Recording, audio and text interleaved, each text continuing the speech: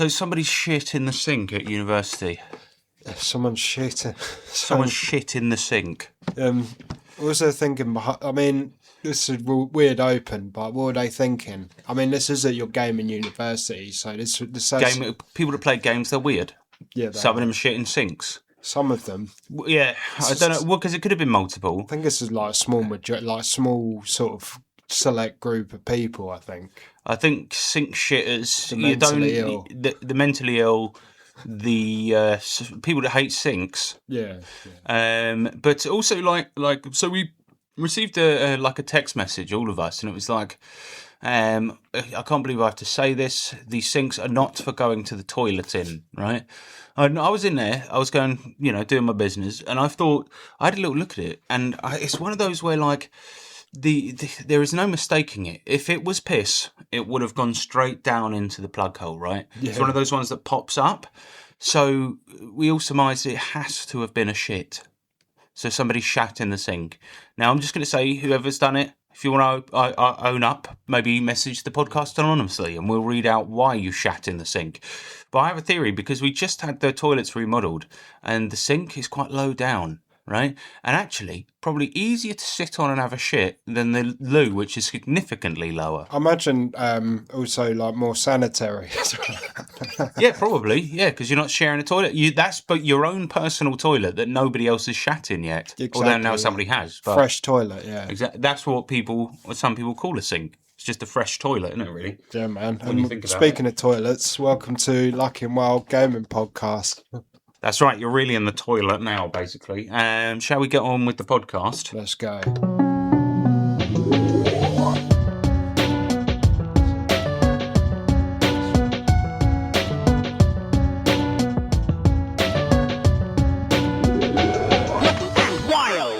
Hello and welcome to Lucky and Wild, podcast about fighting games and other video games, old and new, discussed, dissected and occasionally understood. I'm Harrison Hunt, and with me is Sean Hunt. Yeah. Kablam. Right, so should we? This is a podcast about fighting games for video games, and we're gonna have a good time here today. We got your feedback. Are you sure? That's very different to my. Yeah, usually it's bad, but this time we're going to go for a good one.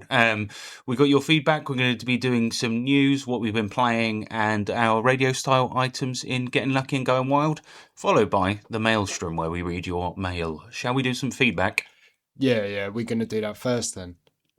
Yeah, as opposed to what? I don't know, like you said it's going to be a good one, so I thought you'd like changing things up and that, innit? But no, we're going with the same format, but this time magically it will be good for no reason. How does that sound? Yeah, that sounds great. All right, let's do some feedback. What are you saying? So fucking Northerner, he comes in, he says, we asked for your gaming hot takes, and he said that the angriest a game has ever made him was the Doom Eternal DLC. And he comes in, he says, to explain further my Maelstrom response, I usually don't get mad at games, but I was intentionally winding myself up playing Doom as a pseudo roleplay, since the Doom guy's only character trait is literally too angry to die. Had to tone it back once I reached the point of punching walls every time I died, which was happening more and more frequently the further I got into the DLC. Also, the skill issue, I kept dying, and the main issue is my skill or lack thereof, mad because bad. I'm sorry, but that is a bit. It does seem like he's sort of covering up his bad behaviour by pretending he's the Doom guy and that. Yeah, it's an excuse for sort of smashing his own house up. Yeah. Like that is a bit of to be honest with you, fucking Northerner, that is a bit of a weird thing to do. I can understand. I was role playing, bruh. I thought he meant like in the game, like he was sort of playing it super aggressively where he usually wouldn't. But what he means is he's playing it super aggressively, like he was aggressive. Yeah. Right. His wife comes in, he's having a bad time on Doom, he punches her in the back. I understand like the game's pretty clutch though. It can get pretty frustrating, but just maybe leave the furniture alone. Leave it as is. Don't punch anything. Just go and play Power Wash Simulator. That sounds like more his speed, doesn't it? Yeah. Because then he could roleplay as that and get a clean house afterwards. Exactly. Yeah. That's so. Just calm down a bit, mate. Calm down. You'll be all right. Kill defenses. He talked about. He sent us a message about M. Bison making him anger cry as a child, and he says, to follow up mine, I was like 9 and my Chun-Li skills were absolutely not cutting it. Ha. Yeah, difficult character in the scheme of characters in Street Fighter 2. A difficult character to learn. Well, when I was also that age, I would just mash. Yeah, I didn't really learn at that age either. To be fair, I mean, like the first Street Fighter game I probably learned properly was Alpha, and I just went from there. Really. I think even then, at that point, because our fighting games, like that was after arcades, and our fighting game playing just was sort of us, like, and our mates playing together. Yeah, it was. Yeah, And I didn't even learn it then. I didn't even try. I just used to. I would just sort of mash and hope the best things would come out. Shortly after that, we took the fight online, and with all the I'd say the era. Yeah, I mean that was probably the first time I ever took anything relatively seriously. Was Marvel vs. Capcom 1 on KLera. Yeah. That was like Fightcade before Fightcade. It was an online expansion for MAME, and it was all right. I mean, it was like pretty ropey at best. Yeah, it was like 50-50 as to whether you'd have a good, like maybe not, maybe in 30-70 as to whether you have a good connection, and you'd sort of learn all the names of the people, like so you know that you're going to get a good fight and a good connection. Because there were only about 30 people ever online, and like it was kind of cool because you could chat via the app too, and you would sort of send each other the ROMs and stuff like this. But my point is that I feel like around the age of 9, I probably would have been similar. I think more often than not, I probably got to end Bice and then just gave up. Is the likely thing. I think actually at that time I probably played more Mortal Kombat, which is terrible. To be fair, but it's the easier game. Yeah, it was. But I think as well, like there's a few characters where you can easily beat Bison with. Yeah, exactly. Like people always used to like just go through the game as Blanca, for example, like and just mash the electric. Yeah, exactly. Bruh. And of course, no, I haven't got anything to say. I was just concentrating on pressing that bruh, to be honest. But yeah, I get it. You were 9. The game was difficult, and like fighting games are kind of weird to try and learn, especially when you're that age and you just want to sit down and play a game and not necessarily have to use 100% of your brain. You just want to you wanted to just sit down and play a game about where you punch the enemy and they die. The AI like did cheat on Street Fighter 2 as well, so like hats off to you for getting to Bison. Fair enough. You know, it was a valiant effort. Unfortunately, it did make him cry though. That is it for feedback. Shall we do some news? Should have had that ready.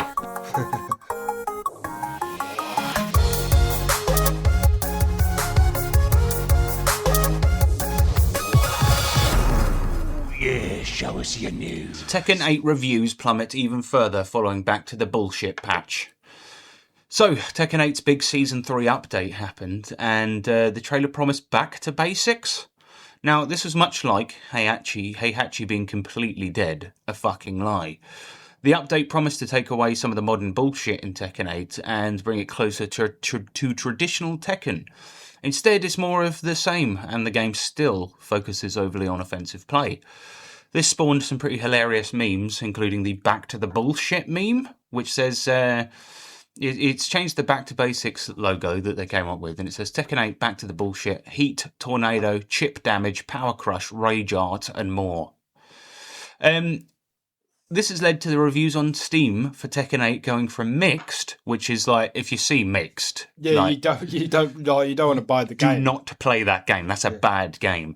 But now it's mostly negative. Negative. There are a few games that can really boast having that bad a score with that many players. No, hopefully we'll get to overwhelmingly negatives. It will be there, man. It's coming. Yeah.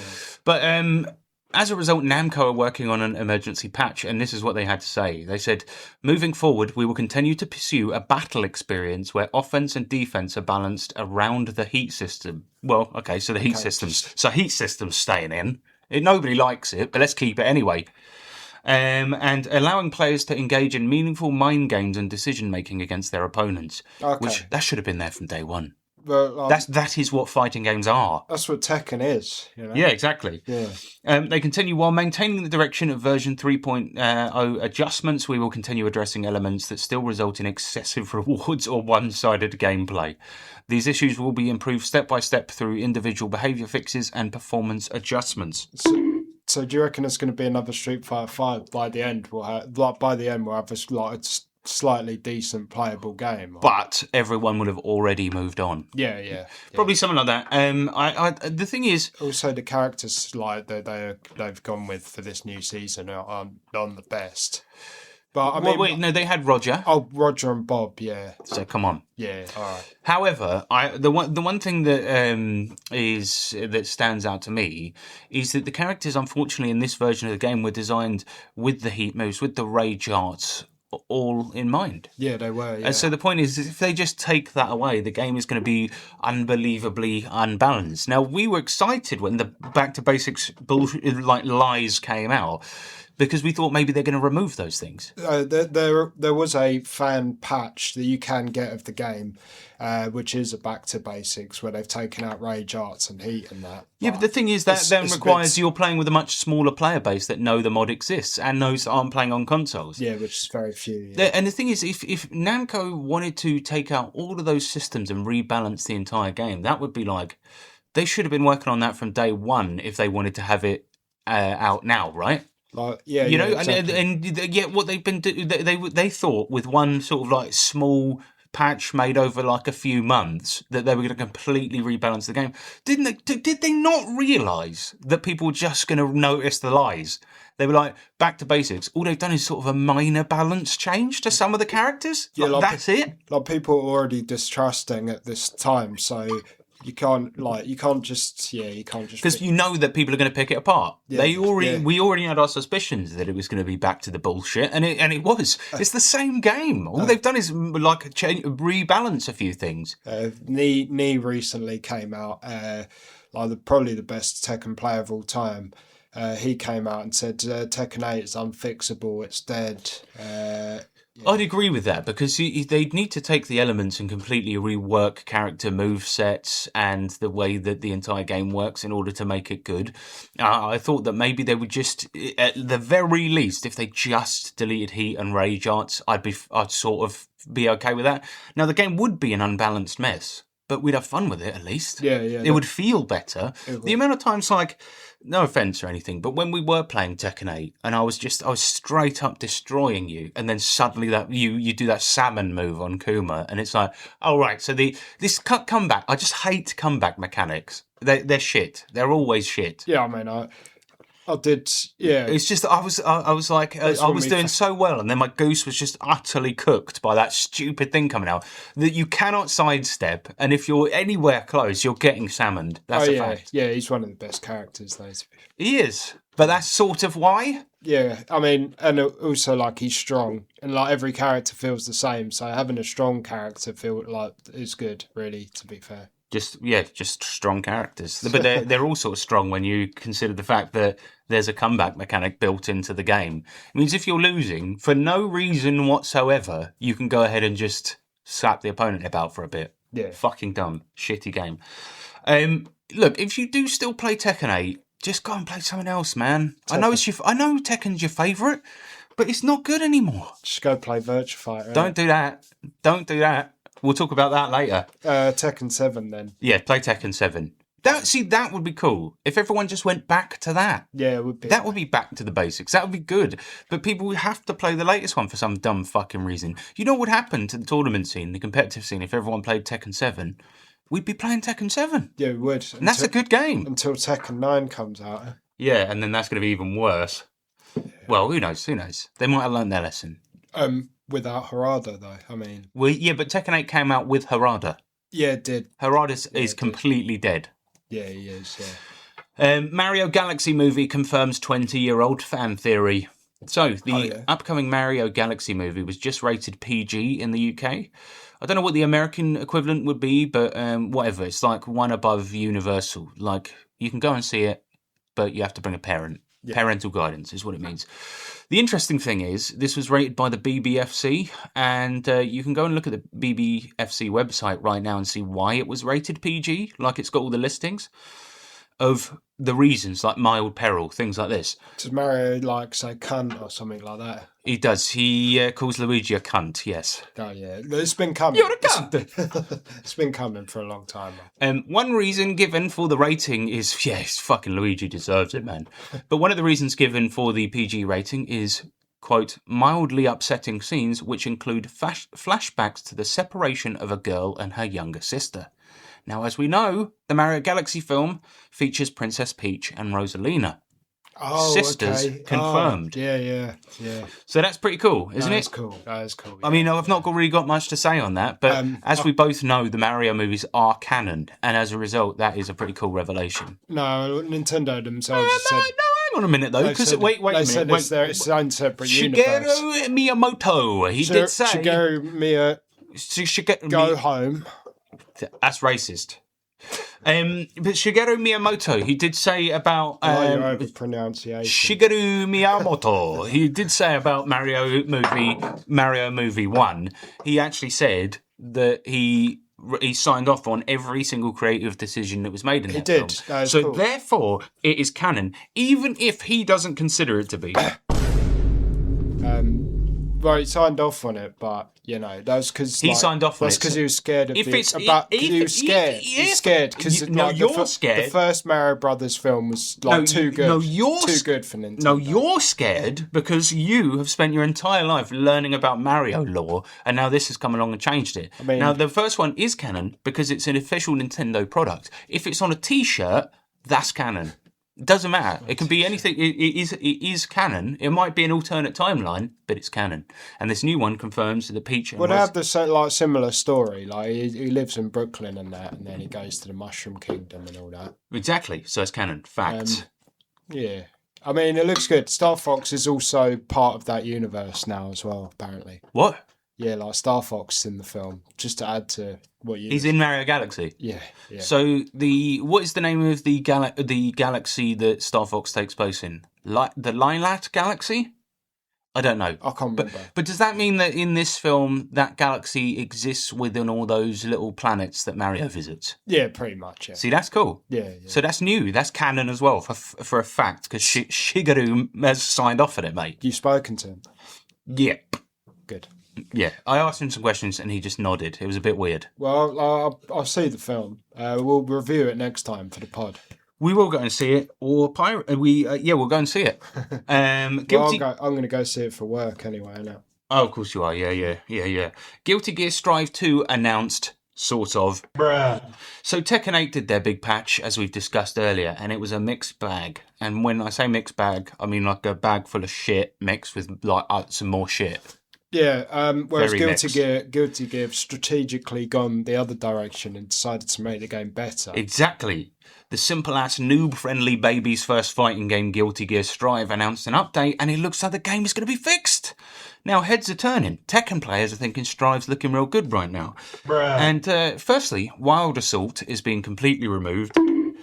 And which was a mechanic for taking away your opponent's meter, which is fucking stupid. But it's being replaced with Counter Blitz, a mechanic that gives each character a dedicated follow-up attack after countering. Additionally, all characters are now getting new special moves, so their actual moveset is being expanded beyond being basically a Smash Brothers moveset. And there's also going to be costumes in the game, which I love. Accessories too, a battle pass, new DLC characters, including the returning character Jam Kurodobori, a chef who uses a rabbit as a weapon, which is fucking cool. And it's out on the 9th of April, mate. That's very soon. And get this, if you own the game already, free, completely free. That's brilliant. That's really good. But there is one thing that you forgot to add, which is the new UI as well. Because the old one was rubbish. So I'm hoping in ranked matches as well, you only have to do that shitey thing. But I've seen what shitey thing? Where you have to run about and find matches. And Mega faggot. You don't have to necessarily. You don't have to run about and find match. Oh, no. You can just. They updated that a while ago. Sean is referencing the fact that you go up on floors that indicate your rank in Guilty Gear Strive, right? Yeah. And you sort of hang out in this lobby. I like the lobby, but it is buggy as fuck. Yeah. That said, you don't have to. You haven't had to do that for a while, mate. Oh, okay. But even when you were playing it, you didn't have to do it. You can just hit wait for ranked matches in training mode. No, I didn't know that, but yeah, I'm looking forward to that as well. Then, like, it looks a lot fresher, to be honest. And do you know what I would really like? Like, I just like the fact that they're expanding the characters' movesets. That's what the game fucking needed. Even if they keep the normals the same, which are fairly simple, right? Even if they keep that the same, just a couple more moves for each character is going to really round out the game. To spice it up and like make the ceiling a lot higher, I think as well. 100%. Maybe we should like jump in on that, like when I really, really want to. And Wild Assault being gone, very, very, very happy with that. And lastly, the costume thing is just, I don't know, you know I love that type of stuff. Yeah, because Arc System, like, they generally don't do costumes for their characters for some reason. Yeah, but it's because the shaders and animation system that they're using to achieve that 2.5D look is very, very resource heavy and difficult to develop for. So I can understand why they don't do alternate costumes, but the fact they're putting in the effort now is really, really cool. But also, I know the whole thing's probably going to be gussied up. Menus are changed, UIs are changed, all of that. I hope that we can just create a room without actually having to walk around that room. Yeah, right. Because you don't have to use the walking around the room, stupid floors shit for ranked. You don't have to. But if I could just be in a lobby with you, because that's the worst thing is that if I match up with you to do a fight, you have to walk your little character over to one of these computers and face against each other, right? And sometimes it doesn't work as well. It frequently doesn't work. If you back out and you're just stuck there and things like that. And yeah, we constantly have to reboot and go back into the game. So I am hoping that little things like that are going to be ironed out as well. I'm sure they are. The actual changes to the game, I'm just like, fucking Guilty Gear might be playable again. It might be a good game now. Yeah, this could be like Exile signer. Now, I will say this. My friend Tommy from university, shout out, he did point out, because he's quite a Guilty Gear expert, right? And has he been playing it for since the beginning then? Well, I believe so, and his knowledge just is quite good about the game. And I did notice that, he notes that basically Lucy has this special move where she can do quick hacks on players because she's from Cyberpunk, and you can hack them to make counterattacks more effective. Now, with this new counter mechanic, it might bring Lucy up to being amazing when she uses that quick hack, which I'm a fan of because currently she's like C tier and she's my favourite character. I'm like, I think though that they're going to change that move because you said they're updating some moves, adding new moves. I think with that one they're going to update it, so they'll probably. So she'll be firmly lodged still in C tier. No, I think I don't think she will. I think they may. I think that they may change it to like a status effect or something.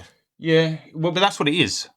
It's just a status effect on the enemy player. Oh yeah, on you. So it makes them more susceptible to counterattacks for a while because you're hacking them. What about like a slow thing or something like that? Like yeah, I don't know. Not like that, but I don't know, like a poison. They might take that one out and remove it with something else. They've already got like a poison one on there, but yeah, there's loads of different ones. But I think they might remove it and replace it with something else. But I'd be happy if they didn't. I'd like that. They should, yeah. Don't do it. They need to bring out the gutter really.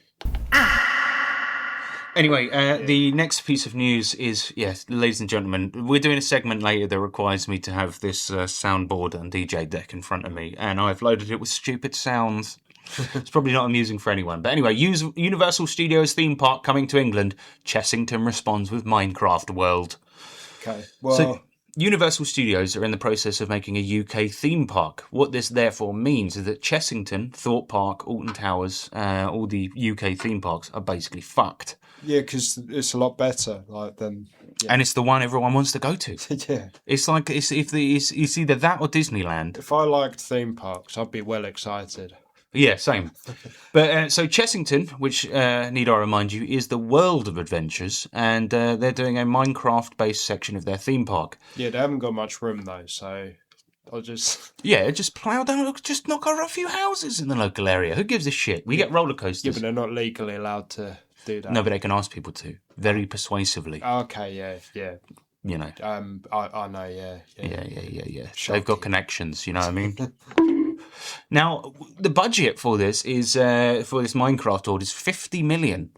Now, what's interesting about this, Thorpe Park, another UK theme park, cost $3 million to build in 1975, which adjusted for inflation is about $18 million today. So that entire theme park cost $18 million. I mean, Chessing are now making Minecraft World for like over double that amount. I mean, we went to the theme Thorpe Park in I went like when I was 5, and that was in 1990. So they had stuff like the flying fish and the bumper cars back then.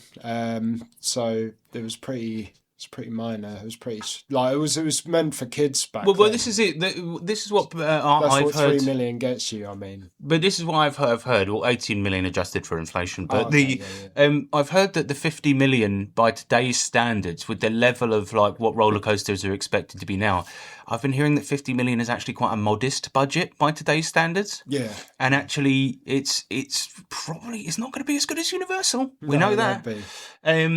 But not much is known about what the theme park would actually entail. But Merlin Entertainments, the company working with Mojang to create the theme park, said this: "We're planning the first ever Minecraft roller coaster. The world's biggest Minecraft shop, tasty Minecraft themed food, opportunities to meet the mobs, and lots more." The team announced, anyway. But basically, so if you want to go on, let me say this: it's not the first Minecraft themed roller coaster, and I tell you why. Because there is some like really scummy, shitty park in Spain somewhere that's painted an already existing roller coaster to be a Minecraft one. Yeah, definitely. Around the world somewhere that's happened, and I'm guessing Spain. Yeah, it's like the flagrant sort of like use of Marvel properties. Like it's got a painting of Mario on it, but he's got different coloured dungarees, and it's like it says Super Dario or something. But I will say that. But would you go there and eat Minecraft themed food? Like square burger, pork chop, yeah, square burger. If I want a square burger, there's one place I'm going. Five Guys. All right. And meet the mobs. Just guys bowling about in creeper outfits and that. Yeah, going and that. Yeah, but I don't want people going in my ear and that. I just want to I just want to go on the fucking Minecraft roller coaster in peace. This guy's exploding on me. I was going to say that, but I don't really want to do that even, to be honest. And also, Thorpe Park just built like the tallest roller coaster in the UK, and like Universal are just going to basically build like twice the size of one straight away. It's going to be amazing. Yeah. I think it's a valiant effort, a good idea to try and compete, but unfortunately it's going to be shit. And the Universal one is just gonna sweep the nation, much like that new broom that just came out. Where is it being built? How the fuck am I supposed to know? I should have done my research. I'm sorry. No, I was. Yeah. Right. What research did you do about the news? Well, I didn't know really. Mega faggot. You'll see in my next news story. All right. Well, we'll wait, won't we? Because it's my one again next, because I did all the fucking work for this one, didn't I? Oh, okay. Like I usually do. So if you want to start slagging me off... all right. Yeah, please. No, I'd rather you didn't. Let's talk about the NVIDIA DLSS 5 nonsense. So we've all been seeing the memes of DLSS 5 shit from NVIDIA. Now, what this is a, quote, AI-powered upscaling filter, which will allow developers to deliver a new level of photoreal computer graphics previously only achieved in Hollywood visual effects. That quote comes straight from NVIDIA. Now, what's the reality of it, right? You've seen the images. The famous one is obviously the one where it's upscaling the new character from Resident Evil Requiem. Is her name Claire? No, it's not Claire. That's a different character. Lucy. Grace. Okay. So, and it's upscaling her. What it looks like, so she's obviously made to be attractive already, right? But what this DLSS filter has done, I don't think it's sort of made it into a more realistic face. The graphics are fine. What it's sort of done is implied an Instagram filter to her. Yeah. Added makeup. Like, she's in a desperate situation, probably getting chased by zombies. I haven't played the game yet. But, and now this thing's just sort of putting makeup on her. Very odd. It just doesn't work at all, really, to be honest, because how is it going to know what to do all the time, you know? Well, this is it. It's just going to look like AI slop all the time. Well, it will, and you although put it in a very weird way, you are quite right, because although this DLSS 5 is a new technology, I had to play Monster Hunter Wilds with DLSS because the game was optimised by a fucking baboon, and like you say, it makes mistakes, right? Yeah, And the point was is that for some fucking reason, the AI sort of generation applies to the UI as well, which whoever came up with that is a fucking idiot.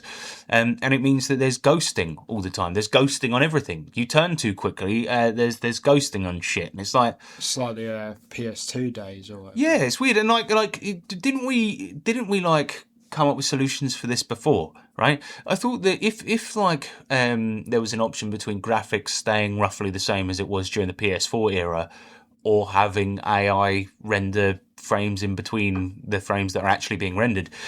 Like, I know which one I pick. I was fine with the graphics being that. We should have waited till a different leap, a non-AI based graphics technology was made. And you know what the stupid thing about this is, right? You've got a 4090 card in your computer, right? Yeah.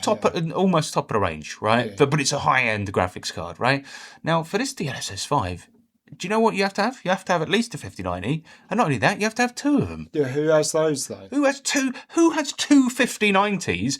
And like, who would want to do that, to have these filters applied to the game? I don't get it. Now, I'm coming at it from an uneducated point of view, right? I don't really know how it works or what it does. All I know is the result and what it looks like, and it looks like shit, right? It's creating things that the artists behind the game did not intend, and that's not good.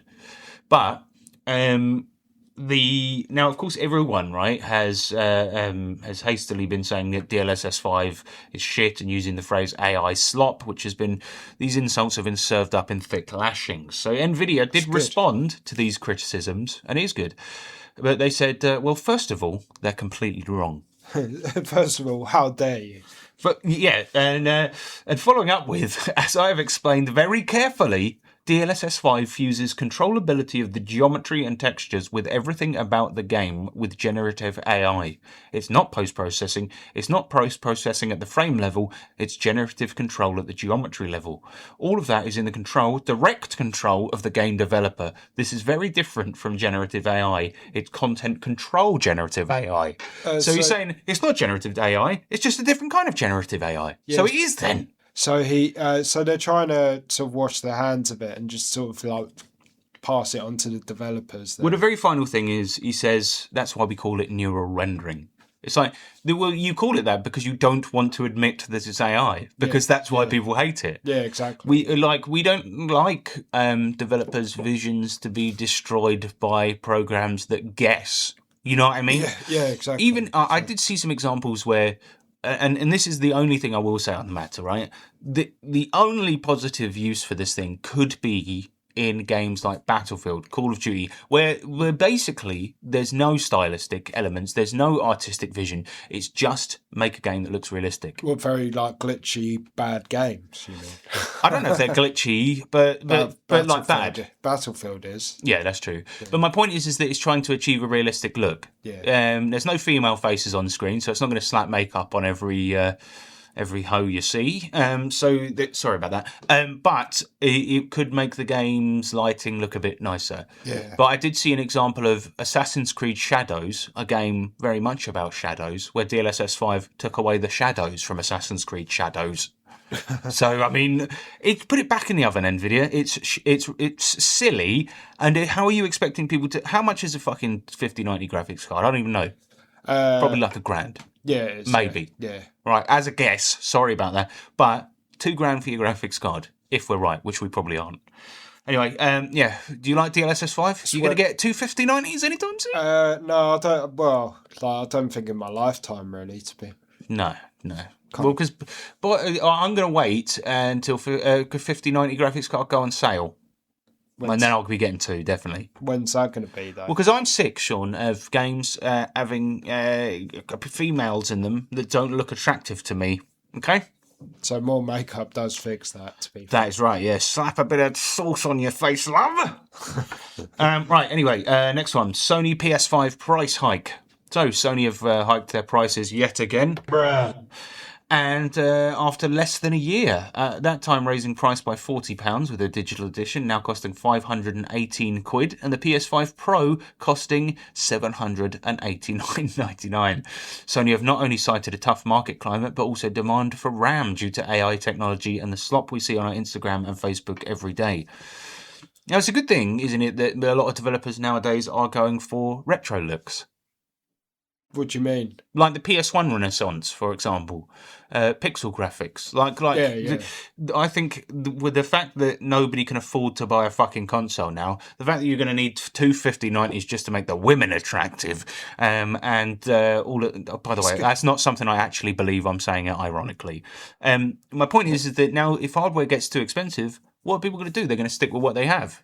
Yeah, that is good. It's like gamers are going into survival mode. Yeah? Yeah, but my PC's decent. I mean, I've thought about getting new RAM for it. Then I see the price. I'm like, well, fuck that. I'll stick with what I got. I play games that I can play. Yeah, As a result, maybe developers will just start making games for the hardware we already have. Yeah. Stylized shit. I think so. I mean, I hope so at least. Because, nobody's really going to be buying a PS5 anymore. Unless they are stupid. I don't know.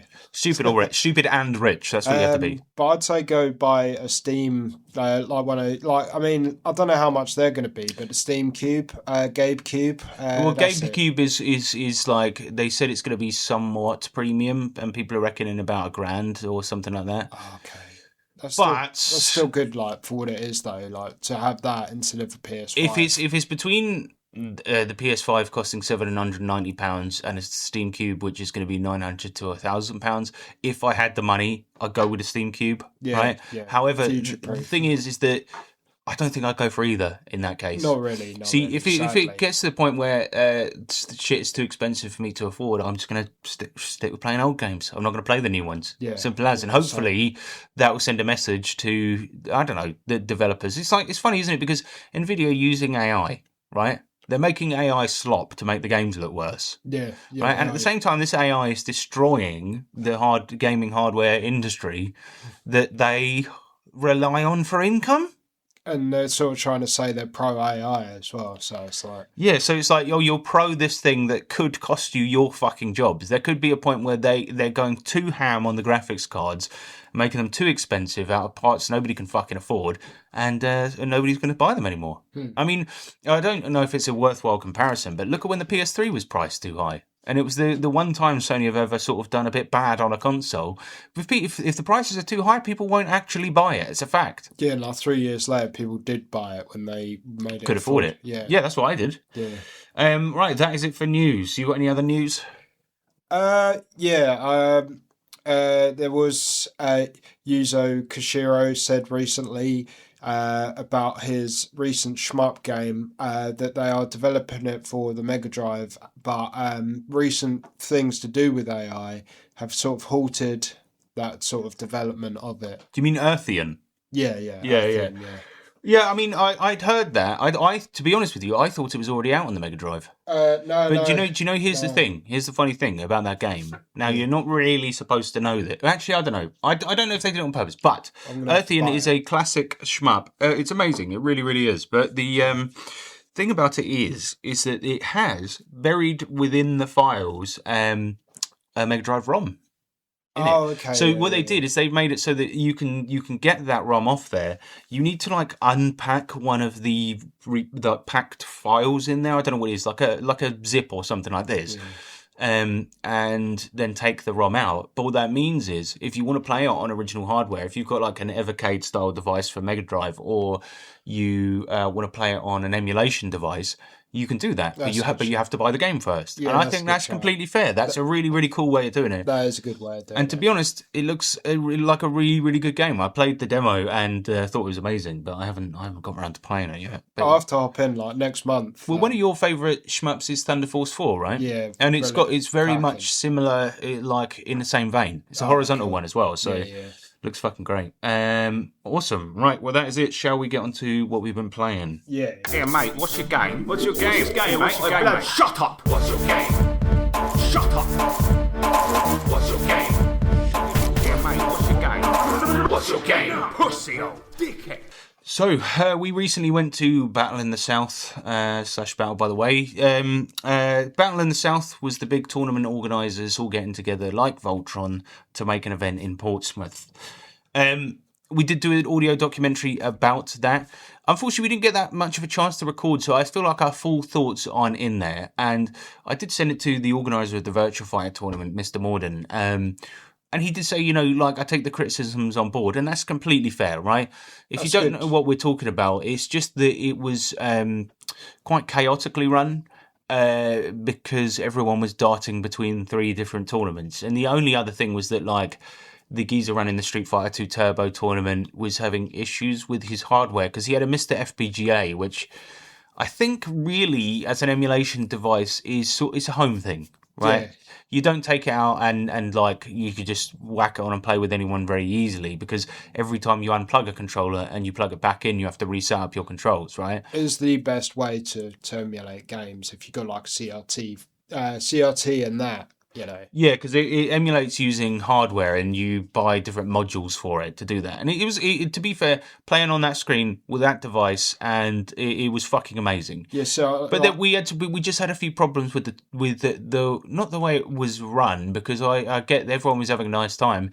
It's just that when you're there, and sometimes you had to add a long wait between games, it just gets a bit dull. But I think what I'd like to do is just reconfirm we had a really good time, right? Yeah, we did. It doesn't matter that we were waiting a bit long. Our overall thoughts when we were coming home were like, that was amazing. And getting to play Virtua Fighter with some other really, really good some really good players. Yeah. I'm not good. Was really, really fun. And also seeing how many people were there at this tiny place in Portsmouth. I know, and how many people came all the way from Guildford to go there as well, which is pretty fucking cool. Yeah, nearly all of the people from Battle by the Way. Yeah, Battle by the Way, they came, which is really cool because they advertised the month before in Guildford, so it obviously worked. But there were like literally 100 people there. I mean, the Tekken tournament was really popping off, to be honest. It looked hype as fuck, to be fair. Yeah. There was Granblue. I mean, Mowgli ran the Granblue tournament, which ran really well, actually. I came 5th for once. Yeah. And I tell you what, you did really well, man. I tell you what, I've been in the lab with that game quite a lot recently, right? And it's sort of my main game at the moment is Granblue Fantasy. And at that tournament, right, I hadn't played in a week, but a week before that, I was just hammering it really, really hard. So I came and I turned up, I did well for once. Now, between then, it was a couple of weeks, and now we've just gone to Battle by the Way in Guildford, the tournament there, and I hadn't played Granblue at all. And it wasn't me being cocky, like, well, I didn't really play before Portsmouth, so I'm not going to do it again. It wasn't that. It's just that I just decided before, because I know we're going to VS Fighting this year, the UK's biggest fighting game tournament, right? Big time, yeah. And I know that I'm going to be hammering Granblue from now until then. Yeah, really. So I was like, I just want a little break, and I just decided to play through Final Fantasy VII again, right?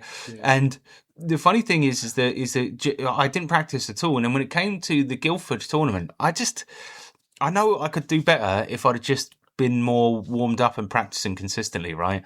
And to be fair, I won one game, but my other 2, I got terrible matchups too, because it was like, my first game was against the best guy in there. Yeah, literally. Like, in fact, I couldn't do anything. He just juggled me about like a bitch and like knew every single move I was going to do. And fair play to him. And my second one, like, we saw him play our mate Carty like earlier that day, and he got trounced. This guy was the best sort of who was it? Percival player. Yeah, it's Percival. Yeah, best Percival player I've seen. But Carty's not a bad player, to be honest. No, he's a great player. And then of course he got murked by this guy. This guy was like incredible. And then later on, my third game was like, oh, you're playing against him, and I was like, I think his name was JP or something like that. But just an unbelievable player.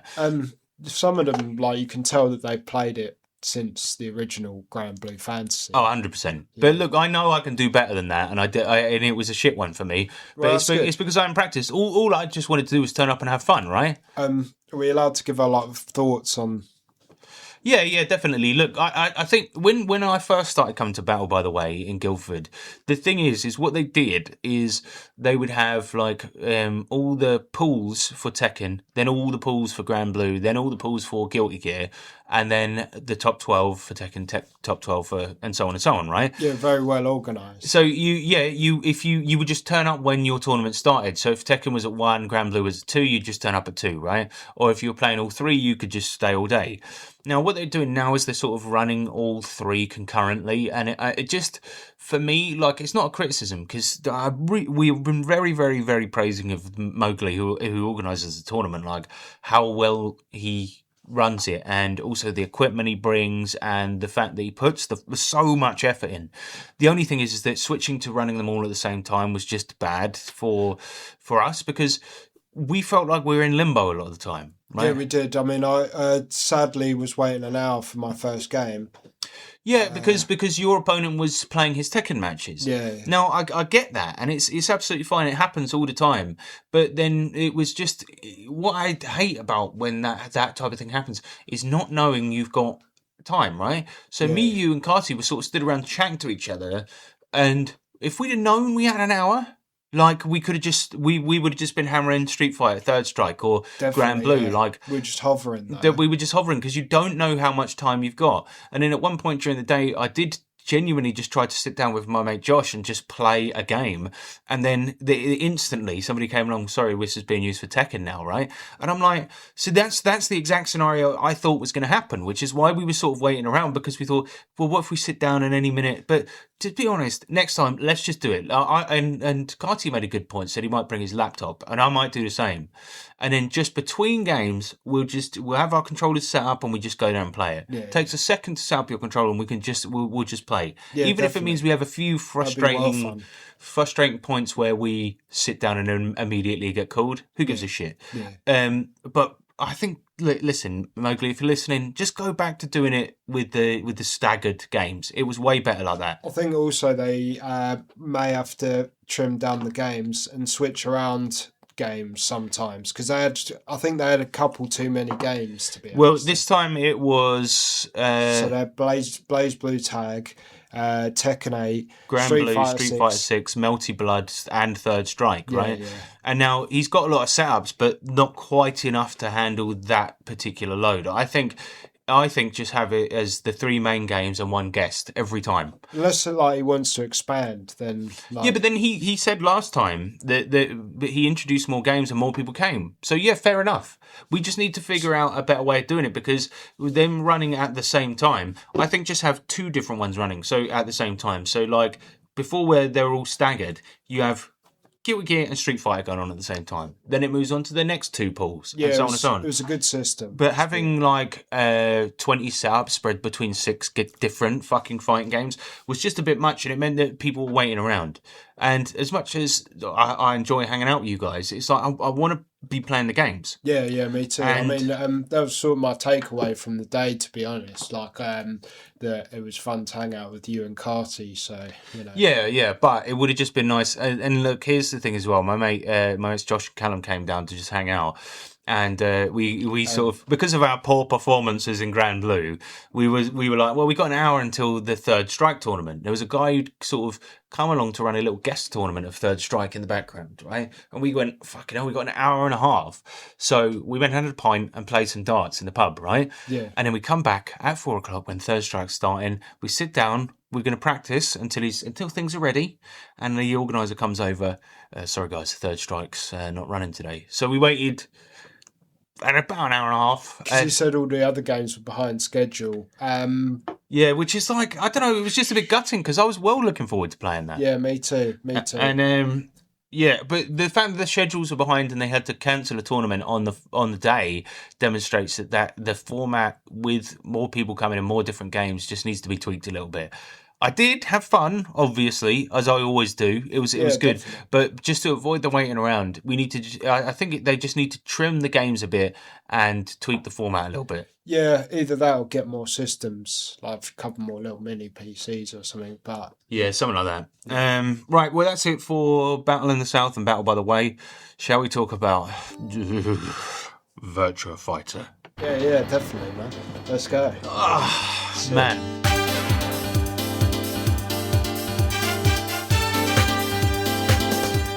Now, look, we spoke about this last episode and talked about Virtua Fighter being a very pure fighting game experience. No, it isn't. Right, and it is a Virtua game, which is Sega's sort of simulation-inspired arcade games, right? That are usually sports games, whether it be motorsport, tennis, football. And in this case, Virtua Fighter is a martial arts one, right? So it's a little bit dry. But what it promises is it's a 3D fighter that is more pure than Soul Calibur, more pure than Tekken, Bloody Raw, Barp. And the thing is that, yeah, that's what I sort of thought it was, right? It still is that. It isn't, Still is. and so there's no. The thing about it, shut up a minute, is that there's no flashy bullshit. There's none of this like stupid heat moves, rage arts. There's no meter. There's none of this bullshit, Sick. right? Perfect. It's sick, perfect, right? So the point is all you're doing, right, is trying to bait out attacks, hit the man quicker than they hit you, right? And that's a good game. If that was it, that's a good game, right? It's just about hitting the other opponent, outsmarting them, trying to get under their blocks or dodge out the way of moves, then countering, right? If that was the game, and that's what I thought it was, but all that happened is the Virtua Fighter organizer, this guy Mr. Morden, right? He's got a lot of passion for the game, and he said to me after we played at Battle in the South, he said, anytime you want to play some games, I want it most nights, hit me up. I hit him up. I played with him for a bit, and as I was playing, sort of like I play intuitively. I don't tend to look into the little systems, right? But of course, Virtua Fighter doesn't have that many systems. It's just a very honest, pure game about punching the man before he punches you. Exactly. But you got the boxing. No, we're going to get into that, Sean. But Mr. Morning, he says to me at a certain point, he goes, if you hit somebody and they block it, always sidestep, because the game will prioritize their next hit over yours. Even if you do a faster move, as long as they're doing a move when they come out of block, it will hit you. Even if it doesn't make sense, you could do an 8-frame move, as long as it's starting up on the frame where they're attacking and they've just hit you on block. You could do an 8-frame move, and if they did a theoretically 1-frame move, you would hit because they tried to hit you on block, right? And I thought, that's fucking weird. Yeah, I picked up on that. I mean, through playing, I've sort of picked up on it. But yeah. I mean, yeah. So then, like, that's a big part of the game. I was sort of like, well, that's weird, because that's a big part of the game that is now not quite as pure as I thought it was, and relies on, I'm just going to say it, bullshit, right? Well, And so what I did is I looked into. I'm sorry, man. I don't want to tear this game apart, but what happened is that I really like the game. I like the purity of it, and I decided to take it seriously. And I realised that most of the game is mired in bullshit. In fact, like Sean just mentioned the boxing, right? Every single character in the game, there's 3 universal moves, right? And you carry on. The 3 universal moves are... Sorry, I just had to turn the light on. There's a low punch, which is every character's best move in the game, and they're all exactly the same, right? Yeah, they are, yeah. They look the same. Yeah. Then there's a forward punch that doesn't always look the same, but it is the same for every character. Yeah, it is. Yeah. And then there's the standing punch. So those 3 moves are like the essential moves, right? If they're blocking standing, you do the low punch. I forget the reason that you use the elbow, but I think it's like if they're blocking standing, that's it. It knocks them out of the block. Yeah, it does. It knocks them backwards. And then, but if neither of those 2 events are happening at the time, you always use the standing punch. That's the ideal move, because if you connect with a standing punch, it means that your next move will have frame advantage. Doesn't matter what it is, but you get a frame advantage. That's how you combo, basically. Exactly. Yeah. So it becomes about doing low punches, the forward elbow, to then try and open up an opportunity to do the standing punch so you can get a combo.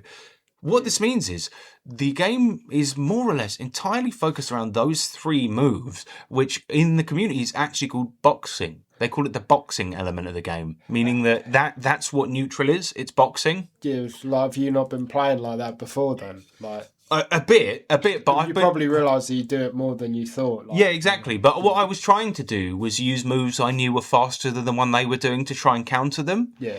Not knowing that there's so much bullshit. Now, what that means is almost every other move a character has are situationally specific command moves made for combos. You're not supposed to use them in normal situations. There's a few, like Sarah's forward kick, for example, which you can use to get distance, right? Oh, yeah. There's a couple like that, but most of them are so are slower than the 3 boxing moves, the 3 universal boxing moves, that you shouldn't really be doing them outside of when you manage to hit a standing punch. No, when you get... Then you get full access to a combo. Yeah, when you get to high level, that's how it goes, really. So, like... but I'm playing ranked where it's like... Yeah, it's a lot of boxing, to be honest. Yeah. But I noticed that there were certain situations I was going mental, wasn't I? Like we had a game of Virtua Fighter the other day, like a session on it. We only played for an hour, where we usually would play for like 2.5 hours.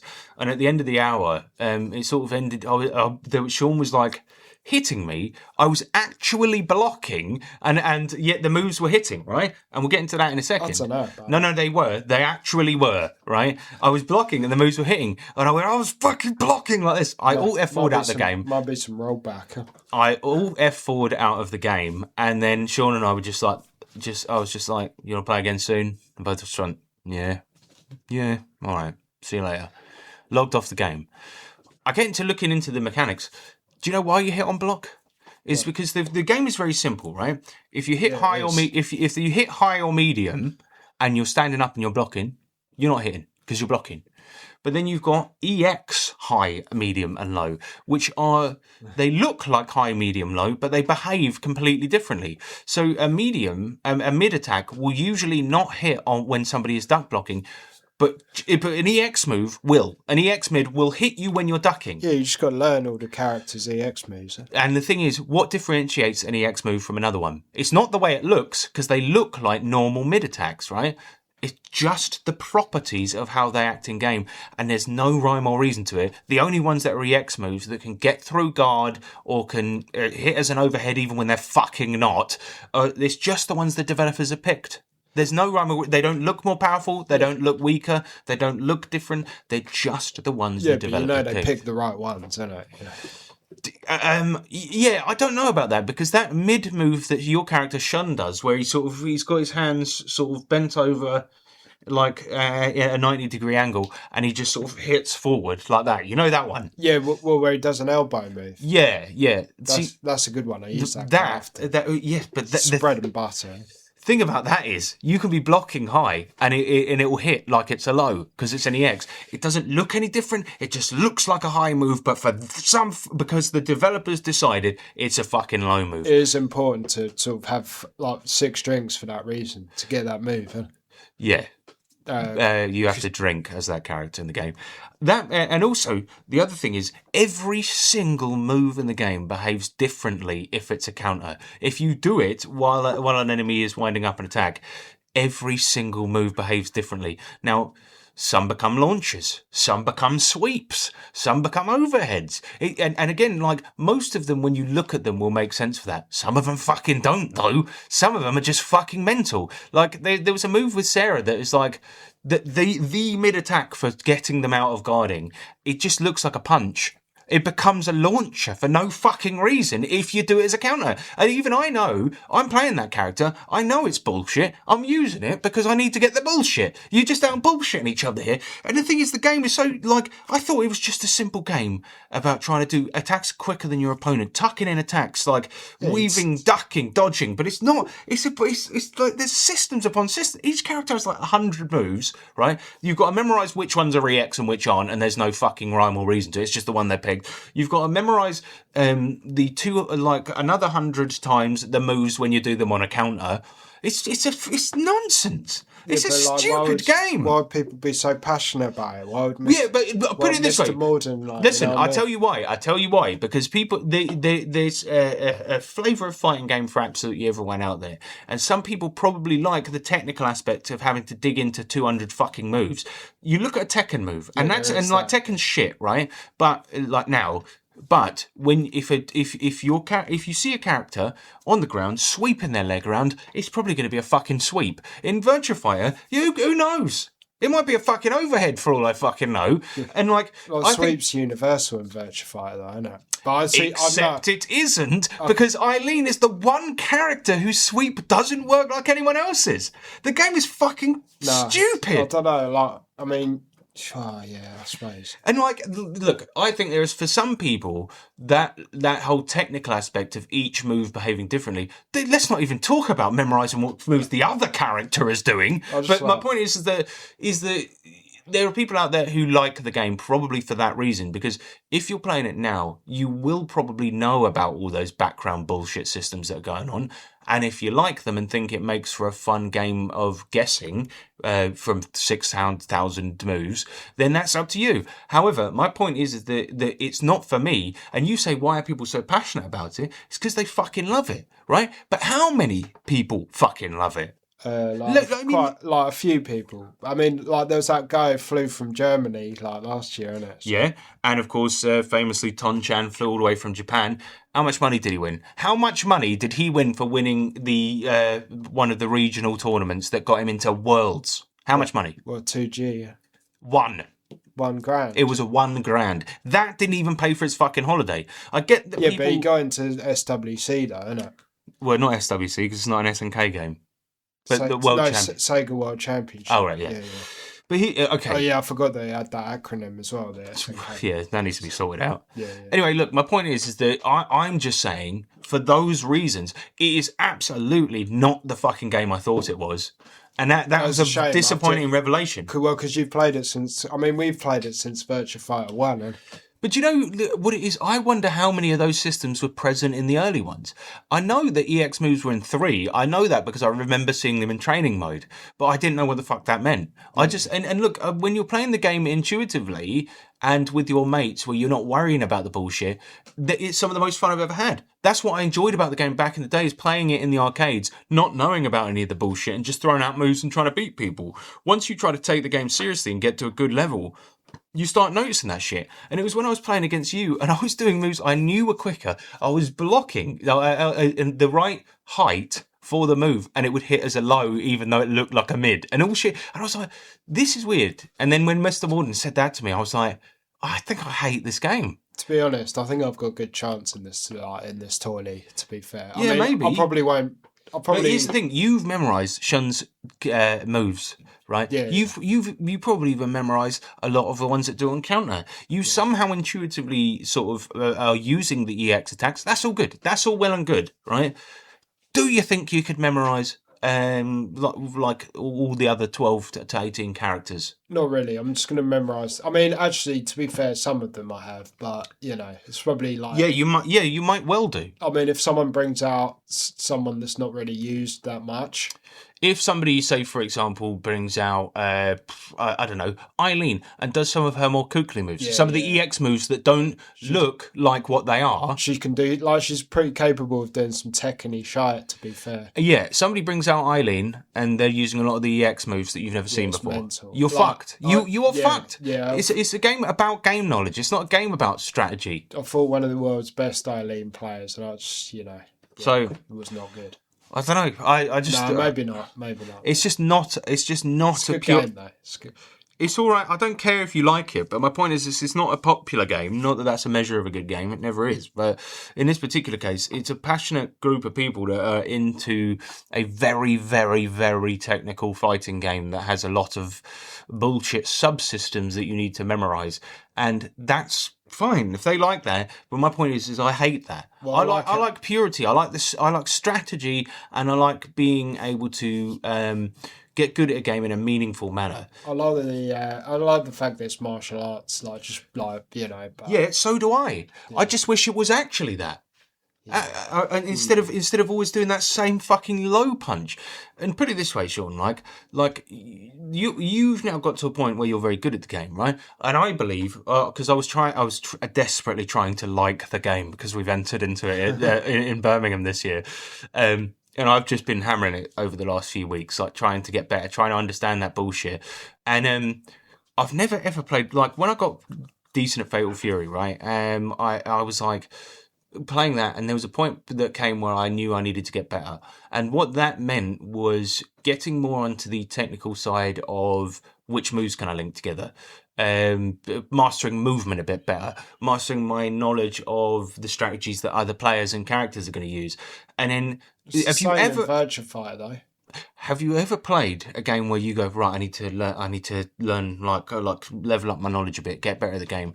Right, time to learn about the fucking priority system when blocking. Right, time to look into which moves are EX moves randomly. Like, I was looking into it and I saw an hour-long video explaining the mechanics of the game, and I was like, no, can't deal with this. That is nonsense. That is absolute rubbish. And people are saying like it's a bullshit-free Tekken. It's more bullshit than Tekken. I'm going to be honest with you. It's just, okay, it doesn't have rage arts, it doesn't have supers, but it's more bullshit. Would someone... No, if a move hits more bullshit if a move hits you in if a move hits you in the upper body and you are blocking your upper body, that should always block the fucking thing. I don't know, in real life, if you kicked hard enough or punched hard enough... Yeah, exactly. I agree. However, the EX moves are not always the hardest slow wind-up moves. Sometimes they can be 3 frames. I suppose. Oh, because like there's no rhyme or reason. Yeah, exactly. Jeffrey's taunt is an EX move. All he does is go, come here, or something like this. And it is him waving at you to get over here. That can slap you out of a block. He's just waving at you. It's a taunt. Yeah. The game is fucking stupid. And that is way more bullshit to me than anything else. I would get it if EX moves had special properties because they looked like the character was doing a hard move or had a big wind-up. And some of them are there, but most of them aren't. Yeah, but I think it's better than Tekken where you're like... I don't think it is. Where you're just like quickly mashing stuff to like break their defence or whatever. I think it's better than that. No. No, it isn't. No, it isn't because you are winning for bullshit reasons. Tekken 8 is a shit game. Were you just mashing to get around the defence in Tekken 7? No, not at all. Not at all. It's fun. I think it's a better 3D fight. I would like a pure martial arts fighter. Virtua Fighter, unfortunately, is not that. And I've realised that. If anyone could like chime in, like that'd be good. Like, what about what though? Well, you think they're going to come in? Thoughts, just people's thoughts. I would actually, if any of the Virtua Fighter lot are listening, I would actually like to hear your thoughts in it because. Try and defend that shit, and we'll have a little debate about it, okay? Because I think it's indefensible. If your excuse is, well, I like it, that's fine. That's fine. It's just that I think, for my taste, it's shit. It's actually good to watch as well, I think. It is. Top level play is very entertaining. Yeah. But to learn and play, it's about learning subsystems. I like to learn how a character plays. I like to sit down and play the game. Yeah, I don't like to read fucking Excel spreadsheets, so fuck that game. Fuck Virtua Fighter. But, Sean, I'm glad you like it, mate. Cheers. Obviously, we've been playing Granblue Fantasy versus Rising, but we don't really need to talk about that really much because we only played the 2 tournaments recently, didn't we? Yeah, we did. Just to sort of say, I'm learning for Suzia. Yes, mate, I'm not happy about that. Sean's picked up a new character. He's picked the final boss in the game. Bit of a cheap move, in my opinion. No, I don't think so. I mean, she probably powered down from a version in the arcade. I don't know, mate, because you've been slapping me about, so that's got to count for something. Because usually I slap you about. Yeah, but that's because you picked the best character in the game. But let's move on. We don't need to. No, you are good, but actually, hold on. I'm glad that I'm finally started winning. Cagliostro is not she's not like a flawless, amazing character. That is all. What are her flaws? She's quite small. She's quick. Yeah, she can do rush down, trap, zoning, damage. They're very good damage. Teleports. She's got floor traps as well, and ceiling traps. Yeah, ceiling traps now. Floor to ceiling, mate. They go all the way. No, she's flawed. What's her flaw then, mate? The range on her normals is average. I mean, it's not bad, but... It's not bad, but... Actually, some of them are stupidly long as well, aren't they? That spike move. That spike move is like a part of her actual anatomy. It's mental. It's mental, and it's one of the main When Sean tried out my character, there's this spike move that you can really use. It does 3 hits, and you can keep a lot of pressure on people by throwing it out. It's like a special move. It's got a lot of... Sean played Cagliostro for 1 round, and you were like, that's not even a special move. What the fuck? Yeah. It's such a good... she's a great character. Yeah, her anti-airs. I came up with a theory that she wasn't really meant to be in that game. Like, she was a character from another game that they ported into Granblue. It does feel a little bit like that, but I'm fairly certain she was in the original Granblue mobile game. But there are I mean, not a lot, but there are a few characters that can stand up to her, and I think Vasusi is one of them. Vasusi is one of them. So she's I don't know how to put it, but like... she is basically Dormammu from Marvel vs. Capcom 3. Yeah, and she sort of looks like an Esper. Yeah, she does. But so she's got like pillars that she can raise up. Yeah, see what you've done as well. Like Vasusi is sort of like another character that does a little bit of everything, right? Yeah. Like just a god tier character. And her unique is that she gets extra bits on her special moves. Like so, she can power up her special moves.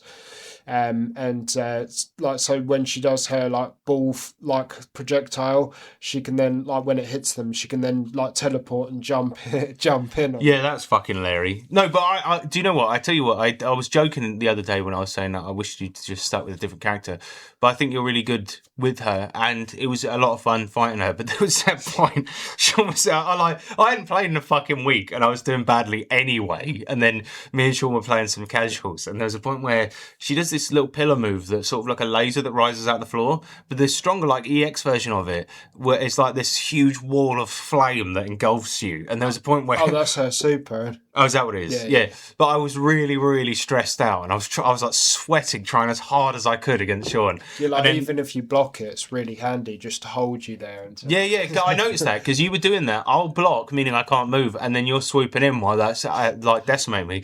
Yeah. There's a point where that move was going on, and for some reason the sound on the TV that we were using was really loud as well. And it was going, and I was going like this as it was happening. It's so funny, man. Yeah. I think that it's a good character. I think you found your niche. Yeah, you created a monster though, because you were the one that recommended it. I knew you'd like her though. Yeah. I was saying to Carty the other day, it's like you like weird and out there characters and tend to do well with them. Yeah, and I think she's one, like Cagliostro is one of the few characters in the cast that doesn't play like any of the rest of them. Yeah. And Vasusi is probably the other one. Well, the good thing about Granblue is like you can get a completely different experience by playing the different characters in the game. But there are some that are like oddballs even still, you know, like I mean, because it's mostly a weapon-based fighter. Yeah, it is. Yeah, but like fucking got a few to punch though. But and a grappler. But the thing is like so most of them like are sort of sword fighters or weapon-based fighters, and it's like they sort of have like an internal logic to them, right? Where they're quite grounded, despite it being an anime fighter. Yeah, I don't know about grounded, but you know what I mean. It's like like Vayne, he's got big axe. You can sort of expect how he would play based on that. Yeah, good point. And like Zeta with her spear does a lot of like long range attacks and she's got thrusting and all that stuff, the jumping move. Yeah, like the jumpy pokey. Like she has one where she'll jump and bounce using her spear. Like that's quite a typical fighting game move. Dragoon type shit. Yeah, Dragoon. But then you have there's a couple of characters that don't quite fit the bill. And Cagliostro, who I play, is an alchemist. So all of her moves are about summoning weird shit to hurt your opponents, like a saw, some spikes, a boulder, things like this.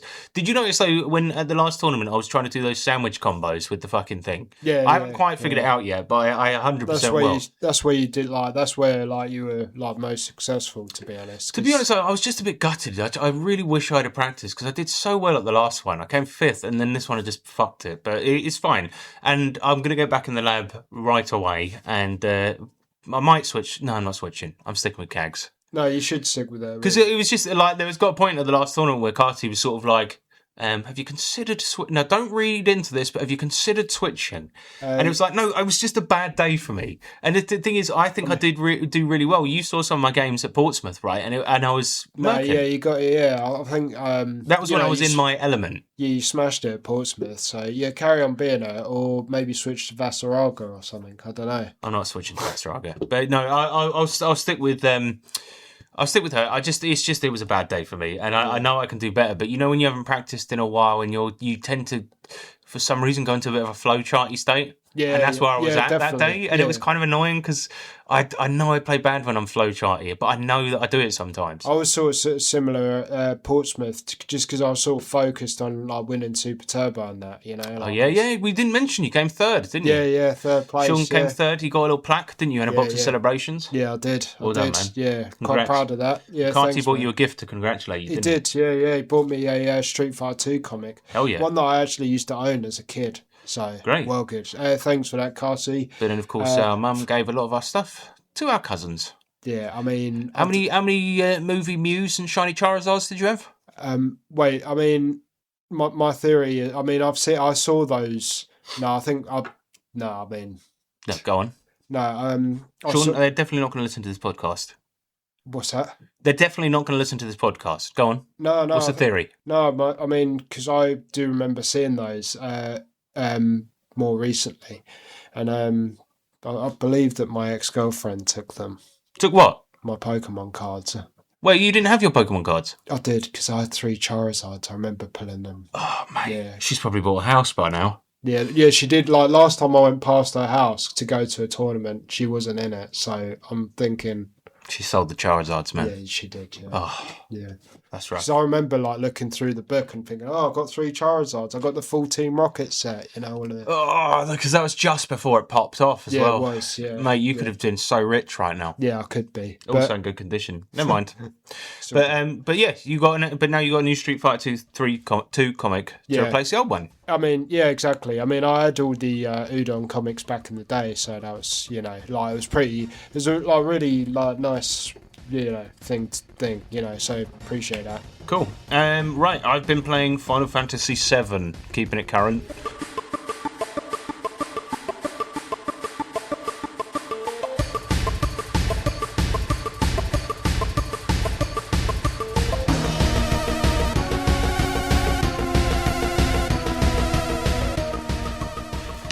Yeah, I mean, you know what Final Fantasy is? It's your boy. It's Final Fantasy VII. Mega faggot. And I've been playing it with the Seventh Heaven mod manager, specifically because I wanted to use the Shinra Archaeology Cut, which is a retranslation of the entire game, and it's 1,000 times better than the original, which, as we all know, was just translated via a spreadsheet, and all the lines were out of order when the guy translated it, right? Yeah. So it's way better than that. It also includes reintroduces some cut content back into the game. For example, a facial thing that was originally planned for the game but didn't make it in, where the characters have better facial expressions, and also some cutscenes and things like this. And it also updates all the names of the materia and abilities to be congruent with the rest of the series, and also closer to their... Yeah, because they did that so space like Fire 1, 2, and 3, didn't they? Yeah, exactly. So now it's gone back to Fire, Argo, and... But also, like, there were some instances, I'm not going to be able to remember any of them now, of, like, moves that were changed. To be, so that they were like the Japanese counterparts. They translated them better. So 2 times cut was just a made-up stupid thing, right? Yeah. It was actually called Blitz and not Fury. It was like Blitz and something else, right? So now 2 times cut is called Blitz. And I think it comes from that sort of era where Japanese people thought the West was like all stupid. And also the translators, it was just one guy working his arse off for a month, right? Yeah. So there's little things like that. That was the main reason I played it on PC using the mod manager. So it's just, you just download this thing called Seventh Heaven Mod Manager, install the game, and then you can just browse mods on there, you can load them up, and it makes it super easy. Other things included like 60 FPS gameplay, and of course, because the game looks fucking shit on modern TVs, there's like AI upscaling done to the backgrounds. But the good thing about it is that they've gone in and tweaked the bits where the AI is fucked up. Like somebody's gone through and hand-drawn parts of it. Yeah, that's good. That's good. The other thing is the Nino style mod, which is a collection of mods. But essentially, the artwork of how the characters look in their concept art in the guidebook, it makes all the characters look like that in-game, albeit still with a PS1 blocky look. Yeah, that's good though. I like that. It's more like the original vision of the game. Yeah. And it now Cloud doesn't look like he's got toasters for hands, so that's pretty cool. Well, yeah, I mean, that was one of the worst elements of the original, so... That said, if you want to play this game again and you fancy going through another playthrough, don't play the PC version. There is a patch for the PS1 version for the Shinra Archaeology cut, the new translation. Get that, play it on a PS1. I had a fucking terrible time. I should say I really, really enjoyed playing this playthrough, and this was going to be probably my last ever one. And I thought, I'm going to do everything. I got everyone's final limit break. I got everyone's final weapon, defeated all the weapons. I did the gold chocobo, all of that, got Knights of the Round. Absolutely loved it. But... Yeah, I did that as well, and I thought about it when you sort of brought this up, and I was like, well, maybe not, because I have done all that stuff. I would say, yeah, if you want to, like, the graphical stuff was really, really good, and I spent a lot of time thinking, oh shit, like, basically the game kept crashing all the time, constantly, and a lot of people say they're blaming this mod, they're blaming that mod, and what I did is, like, I went through a phase of, like, I uninstalled the entire game, reinstalled it, and then would go through each mod individually, right? And I had about 30 at this point to make it really, really cool. Not changing anything integral about the game, just making it a bit nicer, basically. Yeah. Anyway, I went through each mod one by one. Load up the game, crashes. Load up the game, crashes. Load up the game, crashes. And then at some point I went, right, fuck it. Fuck the mods. I'm just going to play it without, because I believe those were making it crash. Load up Final Fantasy VII on fucking Steam. Play it, right? Completely fresh install. Crashes again. I ported my save and Final Fantasy VII over to my laptop. Crashes again. It's Square Enix's shitty fucking port. You last played the port for the Switch. Yeah. No crashes. No crashes. Because that was handled by a different company. Yeah, it was, yeah. And, it's a very odd product, that was. Had different features, didn't it? Like you could turn on max damage if you just wanted to see the story and all this bullshit. You could fast forward the game as well. Yeah, you can do that with the Seventh Heaven mod as well. That's cool, that's good. Which is handy, actually, for a lot of reasons, especially the Chocobo races, I should say. Yeah, definitely. 100%. But the thing is like, their shitty fucking crap fucking PC port meant the game kept crashing over and over and over again, right? And I went through all of that bullshit, turning off every mod. In the end, I just went, fuck it, I'll turn on all the mods. And I was so far in, I was about 50 hours in, and I was like, I'm just going to play with the mods because it looks amazing, plays amazing, I can play it on widescreen, all of this bullshit, and with the new translation, but I'm just going to have to grin and bear it with the crashing. Save as often as I can. I was rushing through areas because I was trying to beat the crash. I could leave the game idle, do nothing, just leave it on a menu and it would crash. Yeah. Fucking bullshit. And I got to the final fucking boss. You know when you fight Bizarro Sephiroth? Yeah. And I would fight him, and every time I fought him, the game would crash after I beat him. And bear in mind, you have to go all the way through the fucking Northern Crater to do that. Yeah. And like... I did that multiple fucking times, and then I was like, fuck it, I'm going to use the save crystal, saved outside of him. I must have done it 25 times in the course of a day. And eventually it just worked for no reason, and I managed to get through it. But my whole thing is, like, I thoroughly enjoyed playing the game again, but I wish I'd have just played the PS1 version. And the mods are amazing. If you can get it to work on your computer without crashing, that's all well and good. But I'll warn you, the crashes only start once you're nearing, like, the midpoint of disc 2, right? So if you're playing it, you're thinking, well, it's fine for me. It might not be. Yeah. So play the PS1 version, for the love of fucking God. But yeah, that's it. That's the Seventh Heaven mod manager. I'd recommend it, but as long as you want to put up with a lot of crashes. The only other thing I've been playing is Pokemon Y.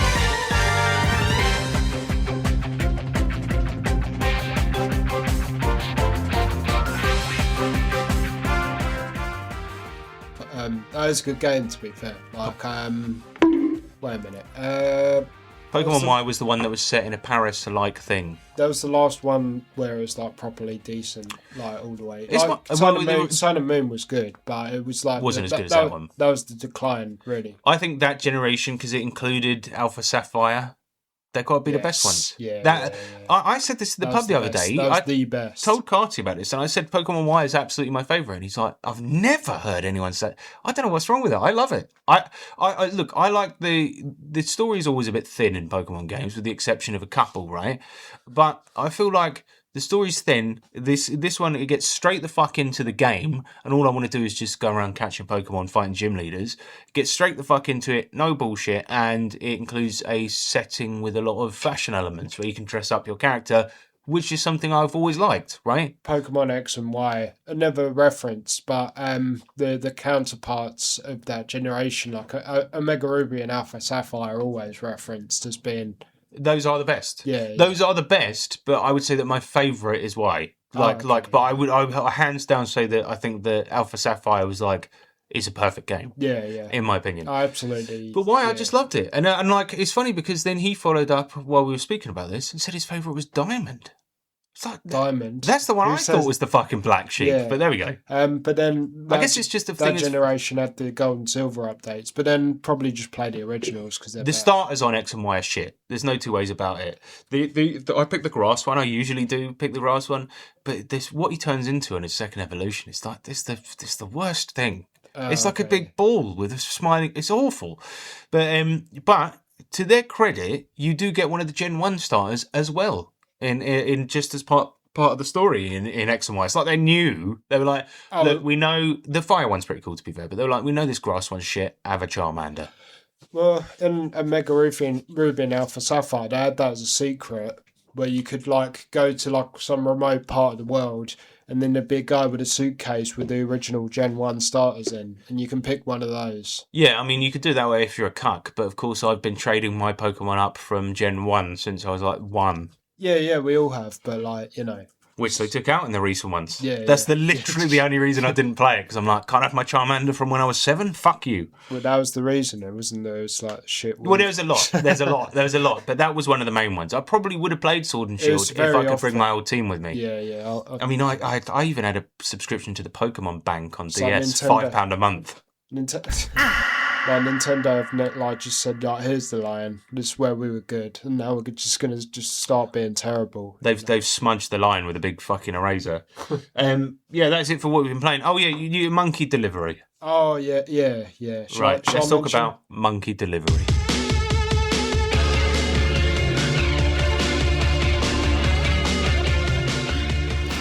This Deadline Delivery. It's actually called Deadline Delivery. But Sean, you love monkey games. I do love monkey games. And a new one jumped onto the scene. A new one swung onto the scene. Yeah, I didn't really enjoy it really that much, to be honest. That was the joke.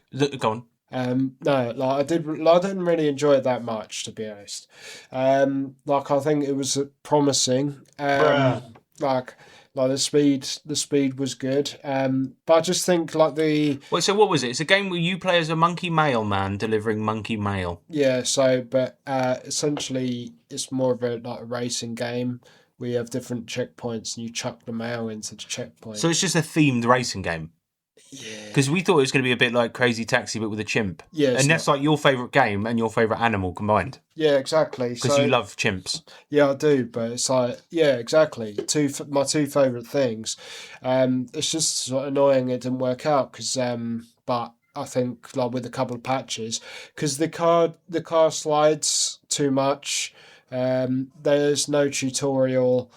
And also you're driving a van, right? So you don't even see the monkey most of the time. No, you don't. So maybe they could have it so it's riding on the top like Mr. Bean, and that would make it a better monkey game. You've got a vast amount of vans. Why did you just wash over my idea there? It's a good idea. What? Have the monkey on a chair on top of the van, driving the car from the top. Well, because they have cutscenes of where he's talking to the monkey. Right. But does it have Offspring in the game? The band, The Offspring. No, I was waiting for that. Oh, the music's not very good either. They need Offspring. Where are they?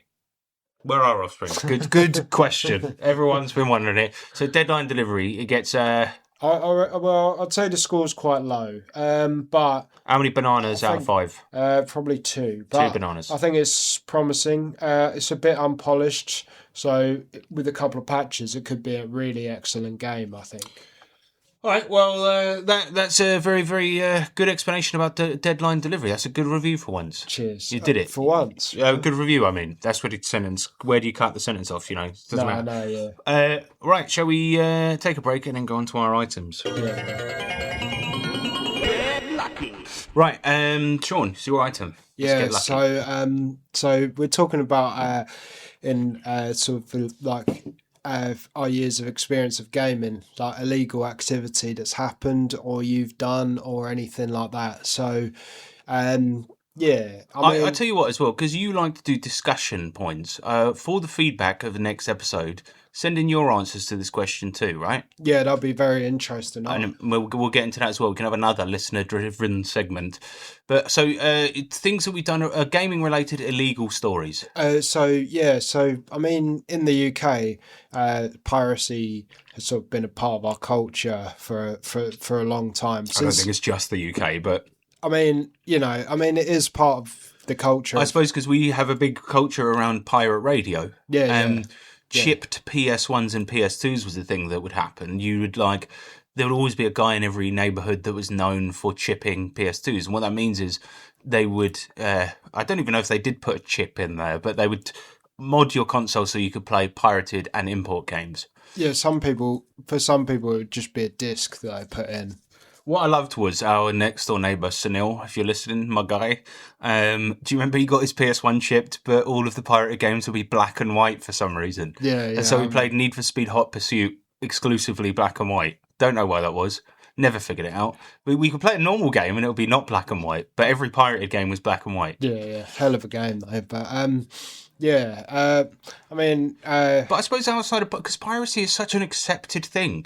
It's so like, you do it so regularly that you don't even really think about it as being a crime at this point. No, exactly. I mean, do you know what I mean? Like the only sort of qualms I have are pirating indie games. I never do it, right? Yeah. But like, I'll jump on Pirate Resident Evil Requiem right now.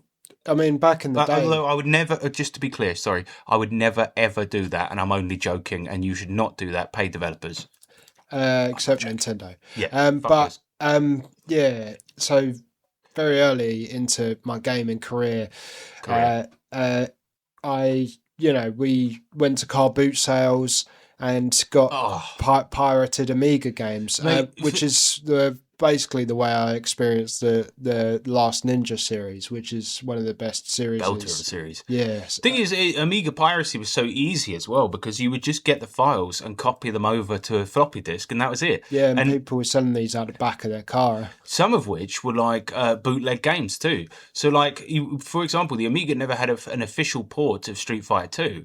But what it did have was a bootleg version just made by like some guy, like, because the Amiga had some kind of like a very thriving demo scene where one of the things is the hobbyist developers, all they would do is just try to make interesting demos that push the limits of the hardware. Like, you remember one that was a guy that just made a demo of 3D text. That was it. Yeah. And you could download that or buy the floppy disk, and it's just a guy demonstrating his skills at programming. There's a very iconic sort of image of that whole thing is that sphere, that 3D sphere. Yeah, that was a big deal. And then like the other thing was the programmers and hackers would try to show off to each other and compete, right? That's been a thing for a long time.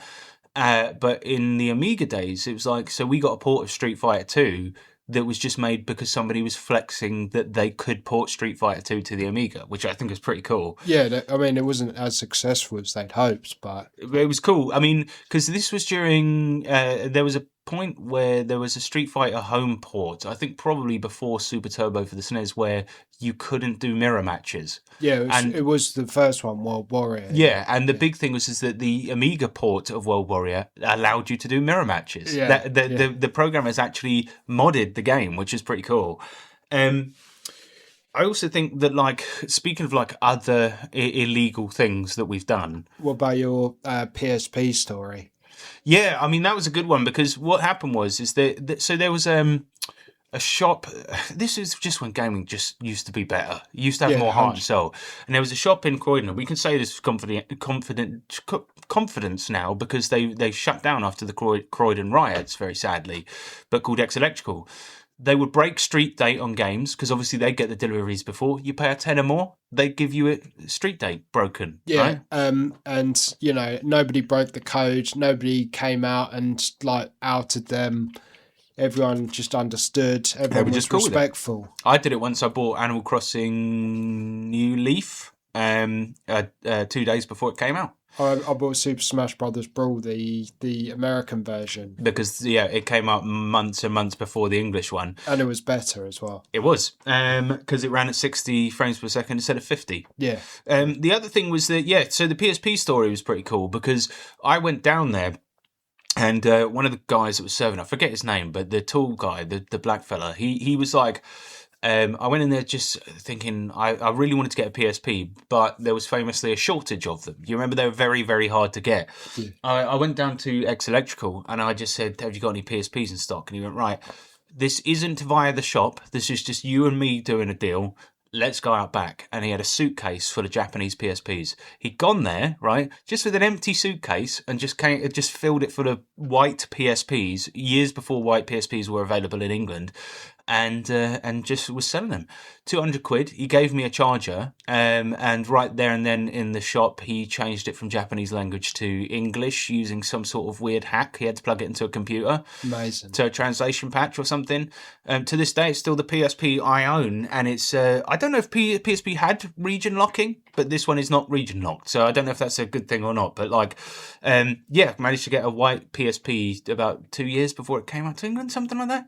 Yeah, that was pretty cool. And the illegal stuff has always been so much fun, hasn't it? Yeah, it has. Yeah. The other one I wanted to speak about was there was an arcade in our town where we live that had a lot of the bootleg arcade games. Because frequently what would happen, like back in the arcade days, was you would have arcade operators that had machines in, but they couldn't necessarily afford to buy the new latest games, but bootleggers would sell their own versions of games, like ROM hacks essentially, and arcade operators could buy them for a fraction of the price. Famously, Miss Pac-Man was that, exactly. It was a hardware mod, but these people just modded Pac-Man and made new levels for it. Yeah. And then it ended up becoming a thing where Namco was sort of cool with it, wasn't it? It was like, yeah, it was, yeah. They sort of drummed up a contract with them where they would get a profit from them, but like...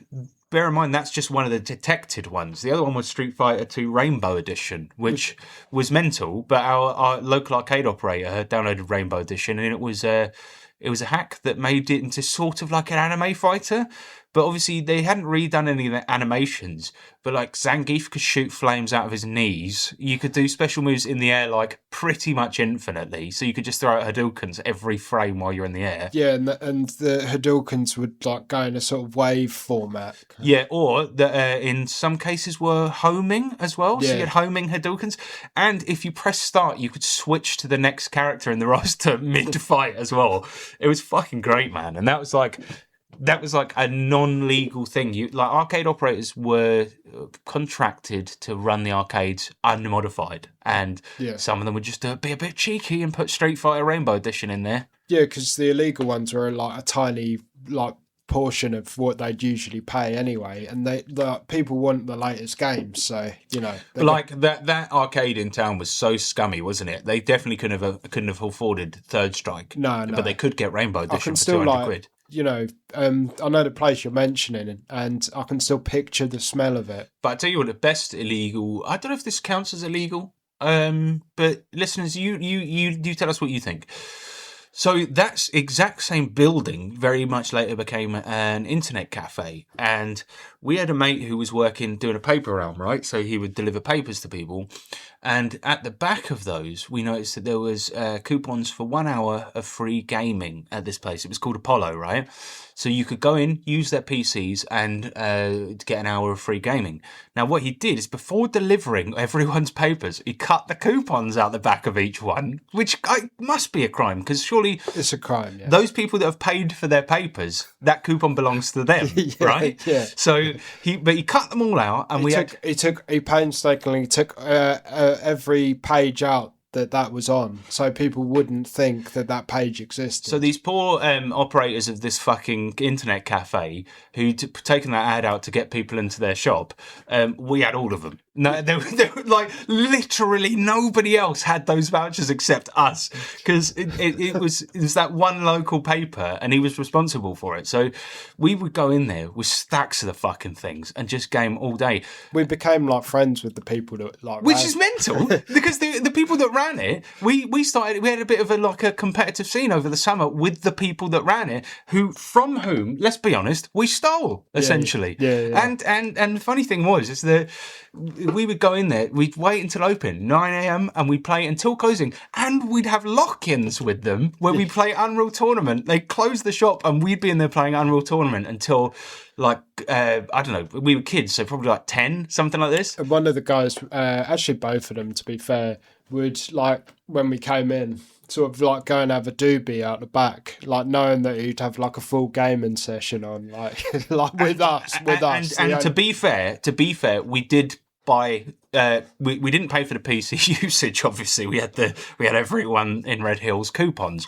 But what we would do is we'd buy the snacks there, wouldn't we? Yeah. And basically, our entire summer, like for that year, we had like 3 months off of school, and we spent every fucking day in that cafe, not paying for the internet and just playing Unreal Tournament. and do you know what? To the point where we didn't play like any sort of tournament-based game modes. What we do is we do capture the flag, first to 3. Us versus the employees of the shop, and what it would be is like we would just put unlimited time on it, right? Yeah. So we had some capture the flag matches that would last up to 3-4 hours, and we'd even have like say to somebody, right, you hold them off for a minute, let's have a meeting, we need to think of a different strategy around this. And we'd just play for 4 hours until something happened, like, and we'd really have to try and outthink each other if we were evenly matched. There was no draws, it was just whoever got to 3, that was the end of it. Some of them lasting up to 4 hours. It was fucking amazing. Yeah, it was. It must have been. It goes down as one of my favourite times ever in my life. But it's funny that the people that, like the owner, would constantly play with us, wouldn't he? Yeah, he would. Yeah. And he knew what we were doing, but I just think he must have done. Yeah. He just probably didn't care, and I don't know why, because it was his business. But we were just. Well, there was a couple of times where they'd have someone different. And it was a woman. And one employee. And she was like, yeah, it's a limit 1 hour per coupon. Like, you can't really do it after that. And we hated her so much. Yeah, because there was a point where we were like... They didn't even say that, though, did Yeah, because it didn't say it on the coupon. So we were like, well, fuck you. And the main guy that ran it, like the owner, I remember saying to him, it doesn't say it on the coupon. He's like, well, fair enough then. Let's jump on. And we just played Unreal Tournament. I think he just liked playing the game with us. Yeah, he did, yeah. For that, and remember, there was the one guy that was on their team as well that was like a Counter-Strike player. And he started the summer saying Unreal Tournament's a game for fucking idiots and come play a real man's game, play Counter-Strike. Ended the summer, it was the only thing he played, and it was all we did all day long. And the funniest thing was, is that we started a clan in our game, and this was the dumbest, stupidest revelation of the entire thing. The guy that stole the vouchers for us, we booted him out of our team because he wasn't pulling his weight. We were losing against the Apollo employees, and so we actually kicked him off the team, and we still had the vouchers. And then we employed our cousin to come and play with us, who was a better Unreal Tournament player. Like it was our life for that entire summer. We were taking it so seriously. We had to cut out the dead weight. Yeah, and we were just like, well, this is all we're doing. It reminded me, you know, the episode of The American Office where they play Call of Duty. Yeah. And it's like, but they don't give a fuck about their job. They're just having fun playing this game. And then, you know, when Andy is screaming at Jim, he's like, I'm going to kill you in real life. Like, that was what it was like at the time. It was all we played, and it was the fucking best. It was. Yeah. But we stole off the company, and basically it stole off the people for whom those vouchers belonged, to whom I should say. And the owners just sort of would just chill with it. Yeah, they were. The whole thing ended, and it was just before we went back to school because the company changed hands. Yeah. And do you remember that Italian guy? He sort of took over, and then it was we were never in there again. Nope. And then shortly after I'm not saying we're responsible. Oh, actually, I was in there one more time, because I did used to rent games from there fairly often, like since they opened. It was a game rental shop as well. When they were closing down, I got like some of their rare games, like Pet and TV and stuff like that. Yeah, I remember that. Yeah. But no, the only other thing we did play Rainbow Six 3 there a couple of times, but it shut down shortly after. And I can't help but feel that if that advertisement campaign of the coupons had worked, I think, to be fair, if it makes you feel bad, most people would have just seen it and not used it at all. no, we did. There were some other regulars that came in there just to genuinely just use a computer because they didn't own one. But This was like 2000. it was pretty much just us in there, wasn't it? Yeah, it was. Yeah. What a fucking. We owned that building. It was brilliant, man. It was so good. That's probably the best illegal thing we've ever done. Why don't you tell the listeners what our clan name was at the time? What was that? Bear in mind, our clan was formed entirely around playing the Apollo employees. That was it. We never played with other people or entered tournaments. But our clan was called Virtual Genocide. Yeah. We were, yeah, it's that early 2000s aesthetic. Well, anyway, that's our best illegal story. Do remember to send yours in, and we'll read them out in the feedback next time. Let's go wild.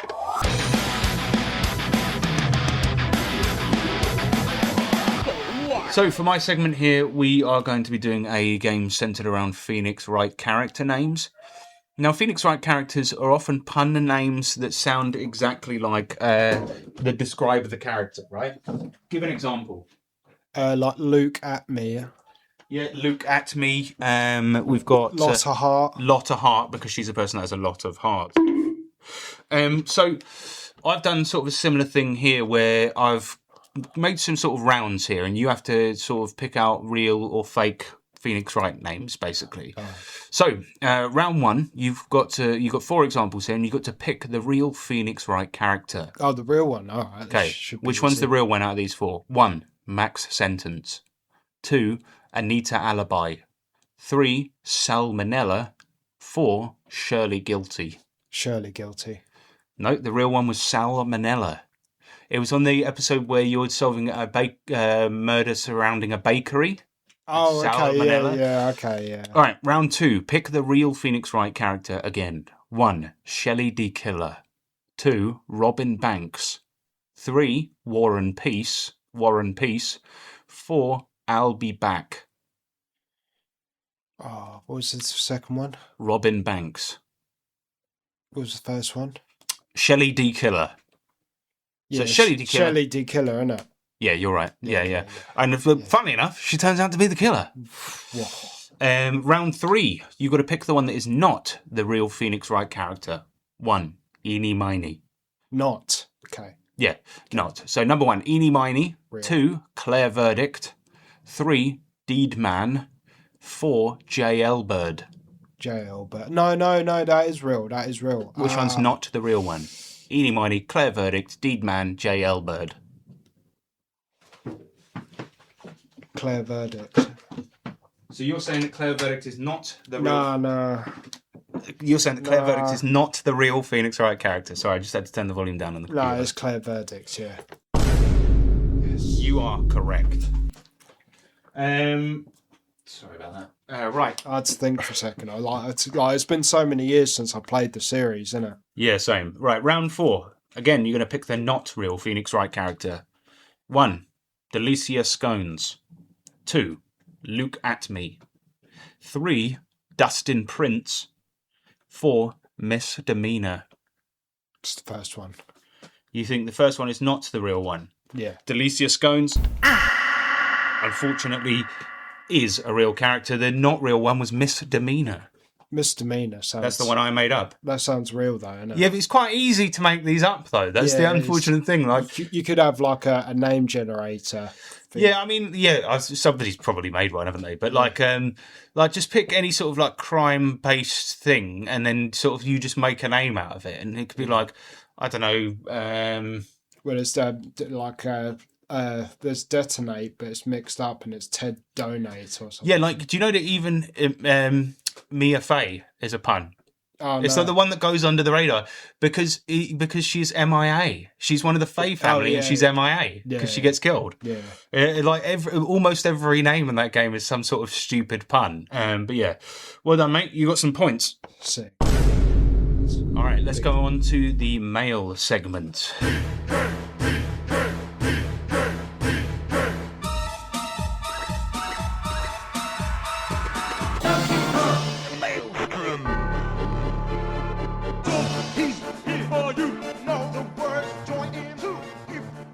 for this one, we're doing something a bit different, which is why I've got the old decks out here. Because I asked you guys what is the best song from a video game ever and what makes it so good. Just before we get into your answers, do remember that after we share the contact information at the end of every podcast, we do also include the sound test segment where we pick a song to play us out. And usually it has an interesting story. Usually it's a banger of a song. Sometimes we do a bad one. So if you find this segment interesting, do listen to the end of the podcast, all right? No more fucking about. I thought people did listen to the end. Well, I hope they do. I have no data to back that up. So Carty comes in with the first one. He says, not my favourite from a video game ever, as it will be something from Kingdom Hearts, and I gush too much about that franchise already. He has picked Marvel vs. Capcom 2 New Age of Heroes OST Player Select. Yes, it's Belter. an iconic track. He says, this, though, is easily one of the best character select songs ever. No. It is, though. Instantly brings you right into the game. And I think it does, yeah. And I think it reflects the game really well. It's not serious, it's fun. No. Hang on one second. These universes are not meant to collide, but they have, so enjoy. So many fighting games go for an OST that's really trying hard to reflect their respective characters and emotions, which is great, like Tekken, Street Fighter, Guilty Gear. But Marvel vs. Capcom's is just pure fun and a true showcase of what fun fighting game OSTs should be. Fun. I could easily listen to this whole OST without playing the game, and to take it a step further, I could show this to someone who hasn't even played games at all, and I think that there will be a fair level of appreciation for it. Yeah, definitely. I mean, it's a really good soundtrack, and it does, like, if you do listen to the character select theme, it does take you to the game. It's like it's got an atmosphere. Instead of going for individual character themes like Street Fighter does, this soundtrack goes for a unified sound in the same way that Third Strike does. And I think that while I don't think it's my favourite Marvel vs. Capcom soundtrack, I think that one goes to MVC 1. I do think that this one in particular has a unified sound to where if you listen to all the songs outside of the game, they sound like an album. They sound like an album by the same musical artists, and they fit together. Yeah, they do. Although when soundtracks do a unified kind of thing, it tends to make the game a bit worse. I think I disagree. I disagree wholeheartedly. Third Strike. End of story. I say more? That game has a unified theme throughout all of its soundtracks, and it's a banger. Yeah, it does. And MVC2. No, but I'm talking about like individual character themes, like when individual character themes versus like a soundtrack, just a general stage themes. Yeah, like stage themes are good. But I know that you prefer the style of having character-specific themes, do you? Yeah, I mean, like Tatsunoko vs. Capcom, the Japanese version versus the American re-release was a lot better. I feel like. Look, I get it, but I feel like from a musical perspective, MVC2, because it has unified themes and has this kind of jazzy feel, it actually enhances the atmosphere of the game. The only thing is, I will say that as much as I think the music is top-notch, almost perfect, I felt like one was better solely because it enhanced the atmosphere more than MVC2's did. But MVC2's did emphasize fun. And he's right about that. Yeah, he did. He is right. And yeah, I mean, it's a banger. I mean, it's like one of the first fighting game soundtracks where they had, like, I don't know, it wasn't real instruments, but, it was like a proper jazzy. I think it is real instruments. But his point about being able to show this to somebody and just go, this is a good song, he's right. Because when I was gathering all these songs to play on this segment, my wife listened to it and she said it was a banger. Doesn't know the game, doesn't know what it's from. But anyway, let's give it a listen now. I want to take you for a ride. I want to take you for a ride. I want to take you for a ride. I want to take you for a ride. I want to take you for a ride. I want to take you for a ride. It's a banger. It's a banger. But, like, the best character select theme, there's like there are. I mean, I've got a lot. That's one of the best ones. I've got a lot of opinions. Maybe I should have a whole segment because I can't. You want your own segment, do you? Maybe I should. Next time I'm going to talk about character select themes. All right, fair enough. Right, Carty, like I think that's a spectacular It's a good choice. and the Good things choice. that you've lined out are good. But Sean thinks you're wrong. No, your I think- taste is wrong. No, I think he's correct, but I don't think it's the best character select. I mean, maybe it is the most iconic. All right, next one comes in from Kill Defenses. He said it might be Walking on a Star from the Katamari Damacy soundtrack. Yes. I've accidentally played it too early. And he says, I love how it keeps building on itself. My friend used to play this whole album at house parties, and it was always a banger. Let's play this one now. Let's have a little listen.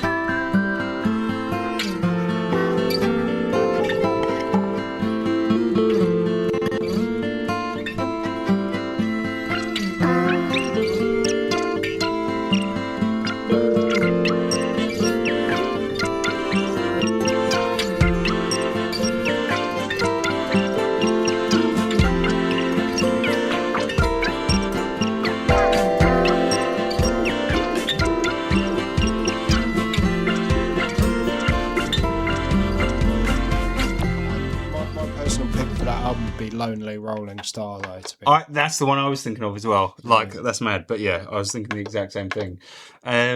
Right. He actually follows up, though, and has got some more suggestions, which I'm definitely got on my phone right now. And he says, in the same vein, of a song that I love that just builds on itself and is amazing is the theme song from The Outer Wilds. Let's give that a listen.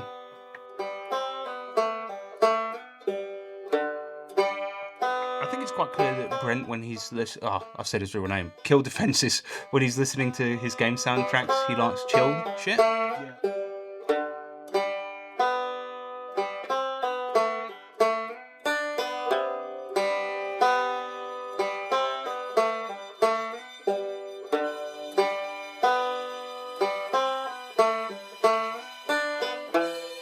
Yeah, it's good stuff. If that's the main menu thing, then I That's think- nice. Like you're immediately met with something chill as heck when you get into the game. Like there's something to be said for the power of a fucking good main menu theme. Yeah, you know, yeah, something that, like, you know, when I boot up Animal Crossing New Horizons and I that theme just instantly hits me with the like. I don't know, like the warmth, the chillness that game has, and I think this has got to be one of those. Like, I imagine every time he was jumping on the game, that being met with this, it was like you're just like, I'm back. He follows up by saying a lot of my other favourites are just actual songs from bands that are on a soundtrack. The Pacific Drive soundtrack is incredible, and obviously Tony Hawk's Pro Skater 1 is a classic. Of course. Millen Coin was my favourite band when I was a kid. Mate, the amount of... We can't play any of them, obviously, but the amount of licensed music that I just love because of Tony Hawk's, like, it's mad. Yeah, I think Superman by Goldfinger is the... Like, I mean, I don't know any of their other songs.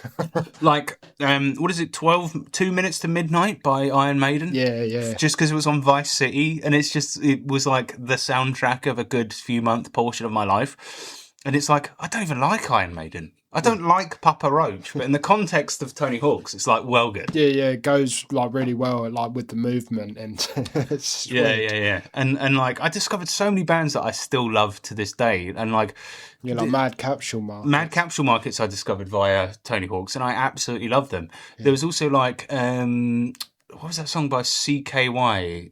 Every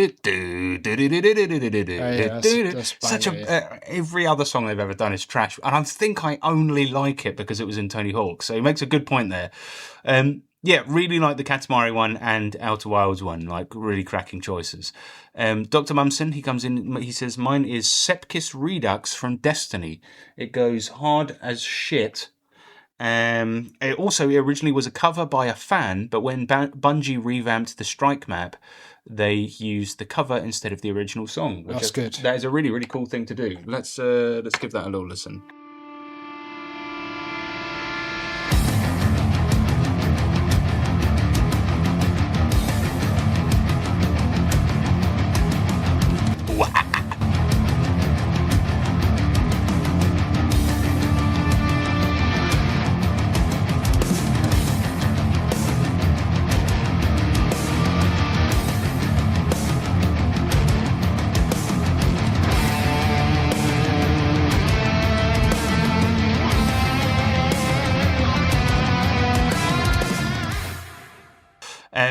Fucking Northerner, he says, too many good songs out there, but I'm going to pick one out of a hat. I'm going to go say Waluigi Pinball from Mario Kart, especially with the recent facelift it got in Mario Kart World.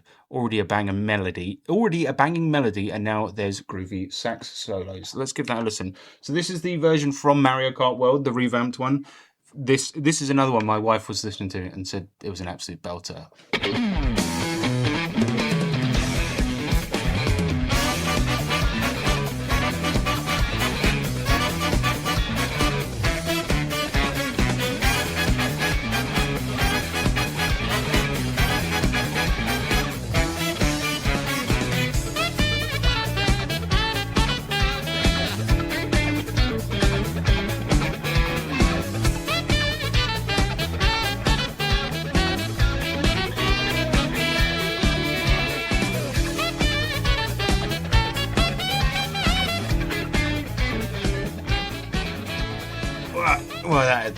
Right. Yeah, right, I mean, come on, that's got to be number one. I mean, that's got to be the best one. That is one. I mean, right, you're definitely going to start up now and be like, no, it's a good Mario Kart one, but I know a better one. It's one of the best. I mean, Mario Kart 8 had all the bangers, to be honest. I mean, this from Mario Kart World, not as good of a game. No, this is Mario Kart World version of a DS track. I mean, it is one of the best Mario Kart tracks ever. Come on. Yeah, one of the best Mario Kart courses ever made. But yeah.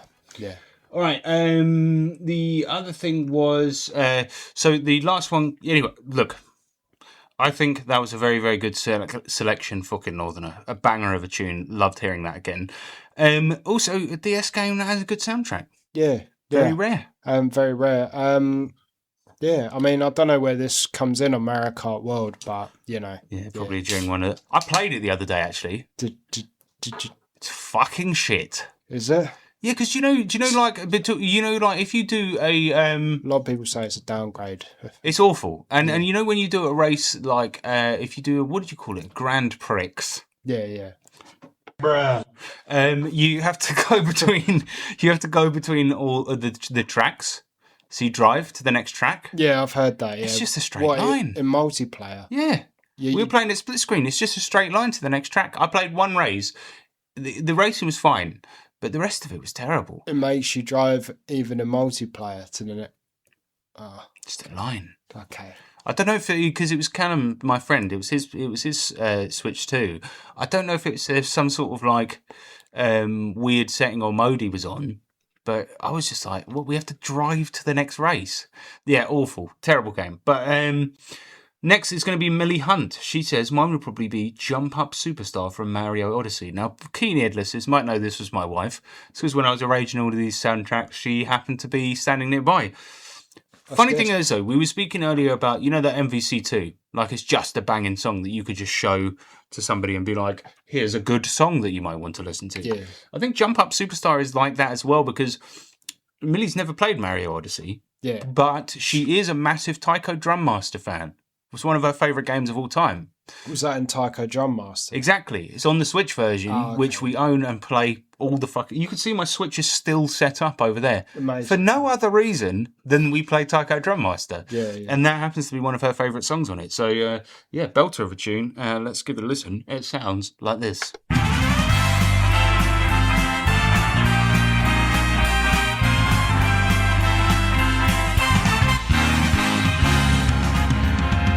Here we go, off the rails. Don't you know it's time to raise our sails? It's freedom like you never knew. Don't need bags or a pass. Say the word, I'll be there in a flash. You could say my hat is off to you. Oh, we can zoom all the way to the moon from this great wide wacky world. Jump with me, grab coins with me, oh yeah. Time to jump up in the air. Jump up, don't be scared. Jump up and your cares will soar away. And if the dark clouds start to swirl, don't feel a shed a tear, 'cause I'll be your one-up girl. So let's all jump up super high, high up in the sky. There's no hell, we're up like dancing. You know that you're my super. Great choice. to my wife there. Also, one great choice in partners. It's one of those where like you sort of like link the song like and it go you get that strong memory of New Donk City. When also that level, and specifically the bit where that song is playing, felt like sort of a celebration of Mario as a series. Yeah, definitely. And So you had so many different elements. Beautiful.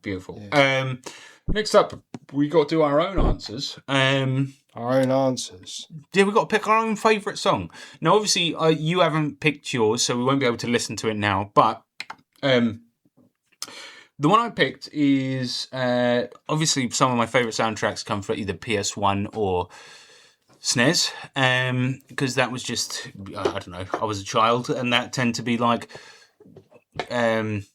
and when you're that age, it's like a lot of the things that influence you in later life come around that time, right? Yeah. And I think that I'm into making lo-fi orchestral music, or aka dungeon synth or dark ambient music, and I think a lot of that comes from SNES games like Final Fantasy IV, Final Fantasy VI, and in its particular case, Trials of Mana, otherwise known as Seiken Densetsu 3, which is like, I think that I was just trying to think of. As a person that makes music myself, I don't want to say composer because it sounds pretentious, but it's sort of this game might be the biggest one that's influenced my style. And to be fair, one of the main things I made like 3-4 entire albums of music using SNES sound fonts because I just love the way they sound. And this game might be like the biggest influence, especially the entire series of Seiken Densetsu. Actually, was like.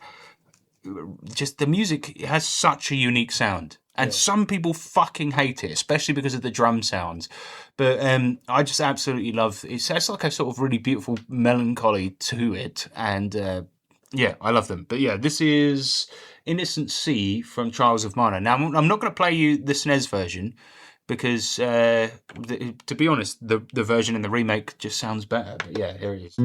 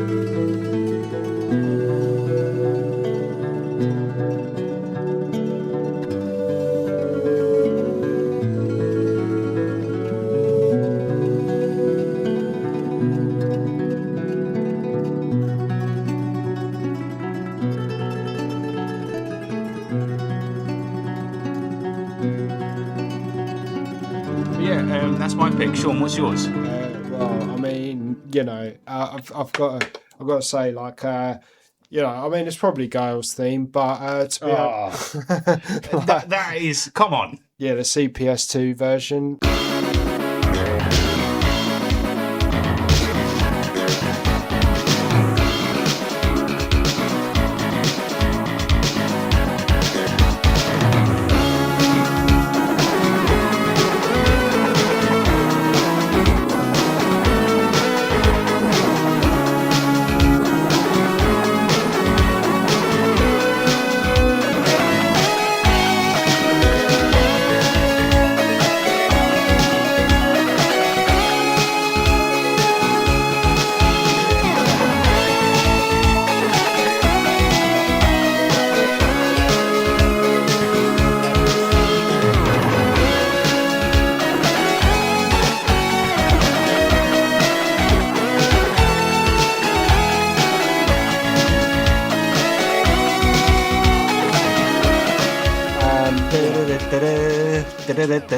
I mean, it doesn't get much better than that, does it? Not really. Although, But now, because because you didn't tell me before. Halo.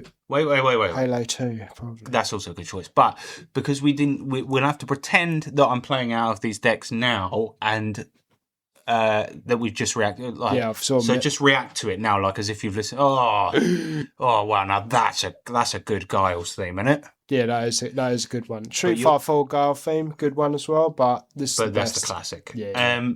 So you were going to say Halo 2. Halo 2, Mjolnir. Mjolnir, is that the That's the menu theme? That's the theme tune, isn't it?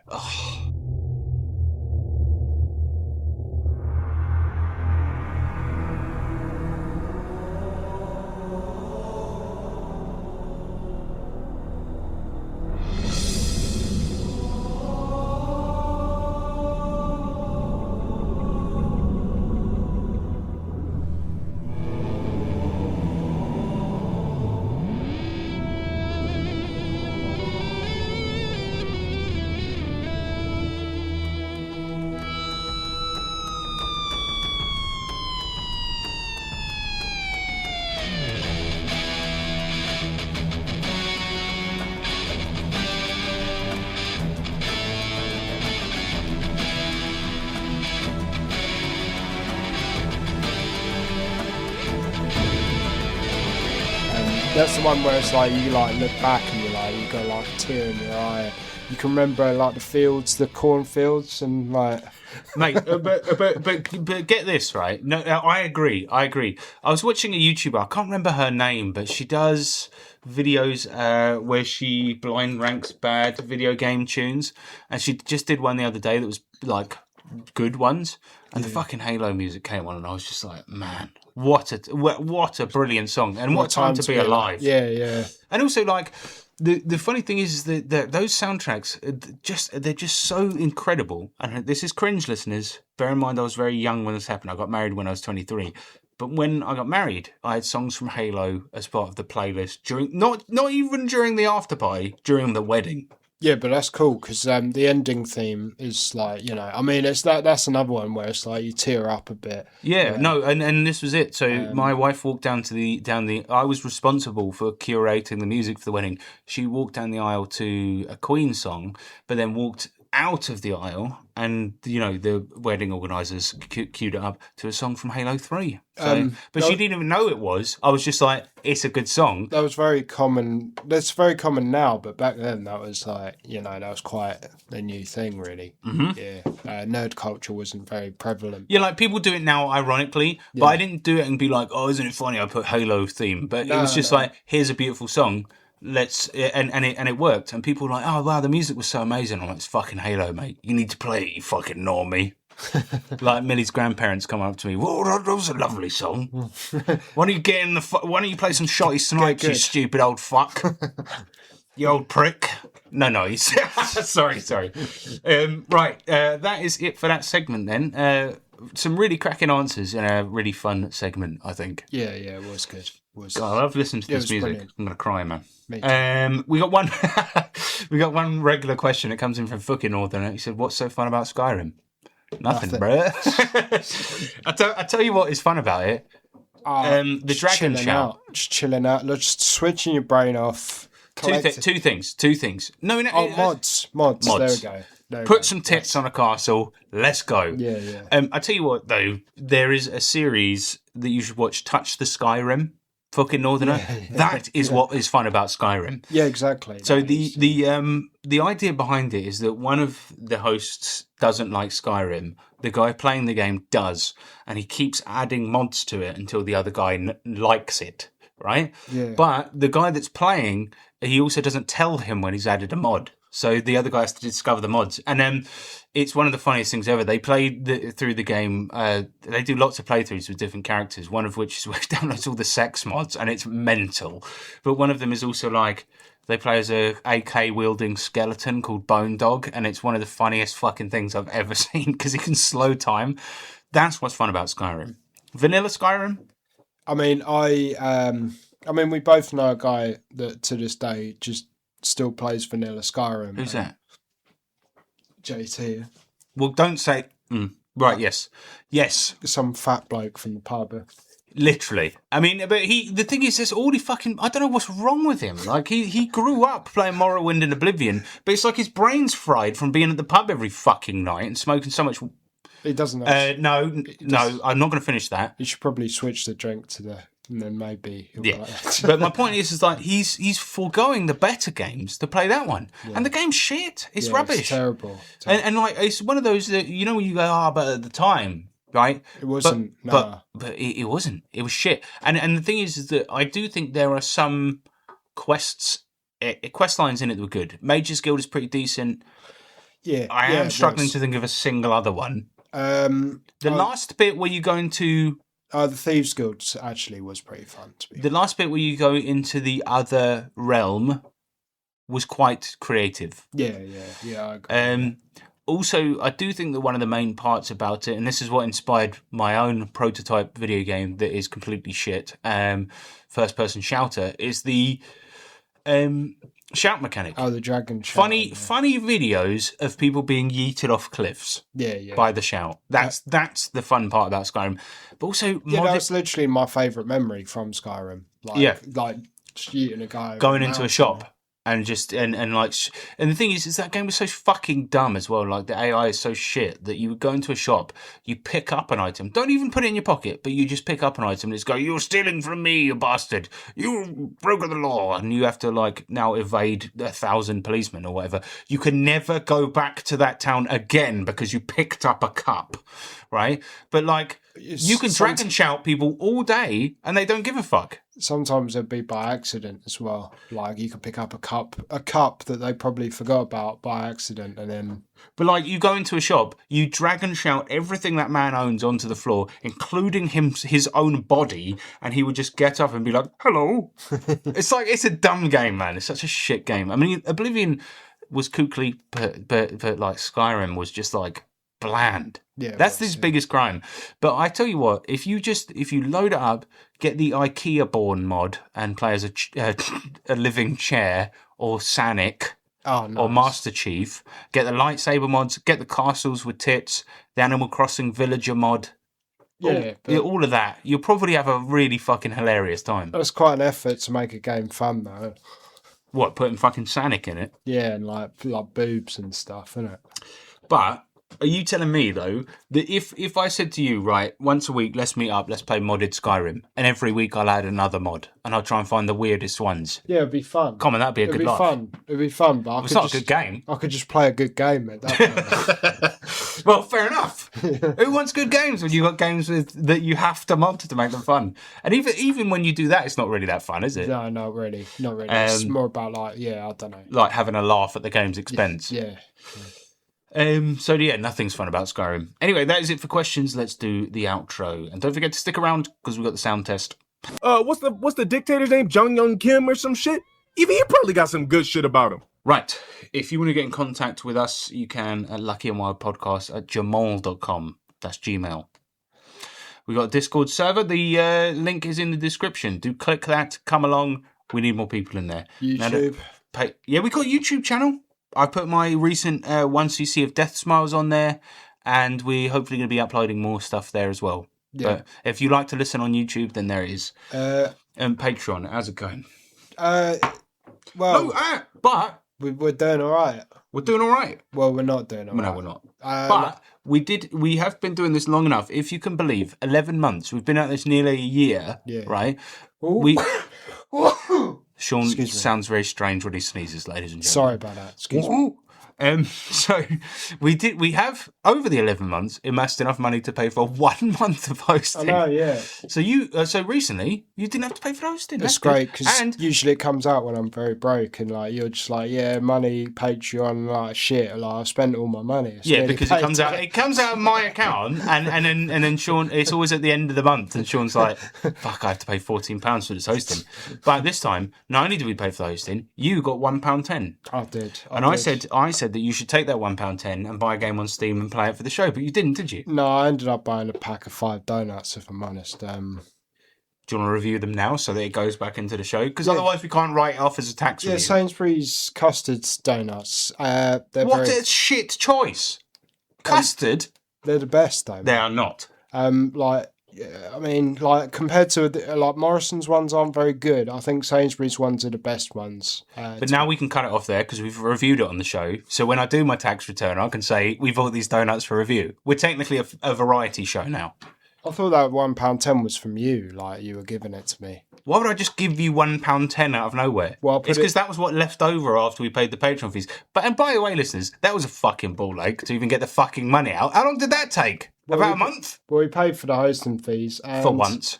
I mean, to be fair, like the donuts, like we had them when we went to Portsmouth, so... Oh, was that what they were? Yeah. Fair enough. Yeah. Right, so, good donuts, to be fair. Spot on. But... Look, the thing is, right, listeners, if you're listening to this, I'm begging you. Please. Well, like, yeah. Give us some money. Well, as I always say, the money's gonna go back into the show. We're gonna be buying that donut review just then would not have happened if it were not for the hard work. Exactly. Why did you spend on donuts? Buy a game. This is a gaming show. You played the game of putting the donut into unfortunately, your own mouth. I was going to spend money on a game. By the time I got to the sale was rubbish again. So I could not, in fact, buy a game. But you could go on there right now and search up any game that costs £1. Yeah, I could, and I did, and none of them were up to scratch. But next sale... No, I'm just saying buy a bad game, suffer for it, and finish it, and then come back onto the podcast. You bought donuts instead. Yeah, Are Sainsbury's fucking sponsoring the show? Well, soon. I wish. Please. Give us some fucking donuts, man. We are not going to do this forever. Sean is very graciously paying for this. If you don't start paying, we'll fucking stop. No, but we probably won't. To be fair. We probably won't. But I would. But Sean would like the money anyway. Maybe enact on that threat, I guess. If people are just the shrug heard around the world as we're just like, we're not doing this anymore, and people are like, all right. I mean, well, fair enough. No, but if you fair enough. But the donut review, maybe that will turn things around. Yeah, and I think we will be buying the games. If you want to send us Patreon money. And that is absolutely not true, though, because I asked you to buy a game with the £1.10 I sent you, and you bought donuts with it. Yeah, I'm not going to buy a £1.10 game, but... You should buy a £1.10 game. If you want what are you expecting? You want them to get us up to the point where we can afford £60 games? You've got to start low. Buy the £1.10 game. All right, yeah. Next time I'll buy it. All right, next time... It's too late now. You spent it on donuts. Now we don't have any money. What are we going to do? Well, I would thought the donuts would, sort of get... more value as time went on, but sadly not. Sadly, you ate them. Yeah. Right. So the only money this podcast has ever had, we've spent it on donuts. It's a joke, man. What are we doing? I asked you to buy a fucking game. You didn't buy a fucking game. Yeah, but I didn't have lunch and we had donuts, so that was good. Yeah, to be fair, I don't think we would have put out our Portsmouth review if we weren't energised by those delicious donuts. Oh, no, I wouldn't have been able to play games, if I'm honest. You talk about this every fucking month. You're like, we need money because I want to buy some new games so that we can review them for the show. And the one opportunity you've had, I know the £1.10 games will be shit. Just get one anyway. Yeah, to be fair, at some point I do want to be reviewing games that people have said are shit. Should we change the show so it's about donuts? Should we do donut review instead? Mate, Sean would love that, to be fair. Yeah, I would, yeah. All right, well, look, if you do like the show, just go over to Patreon and donate. And I promise next time Sean won't spend the money on donuts. I'll keep a tight leash on that. No, yeah, we should probably cut that. We're not cutting that out, mate. People need to know. Also, if you can't... I won't irresponsible. I was midway through a fucking sentence. No, but just to chime in, I won't irresponsibly spend the money again. I'm sorry. All right, well, look, if you can't pay on Patreon or you don't want to, which is fair enough because Sean wastes the money on donuts, right? Then do share this with a mate. Just even if you're embarrassed that it's shit, and let's be honest. Oh, actually, to be fair, that's another thing we're spending money on: advertising. Where's £1.10 going to get us? The irony. The irony. The irony of people not listening to the show, and then also people sending money in so that we can advertise the show to get more listeners. You know. Well, where are we going to advertise? Everywhere really. Donut, Krispy Kremes, like Facebook. Oh right. Yeah. All right. Well, that's it. Let's go on to our final item with the sound test. Right, go on. Let's go. Come on. Sound test. Bitch.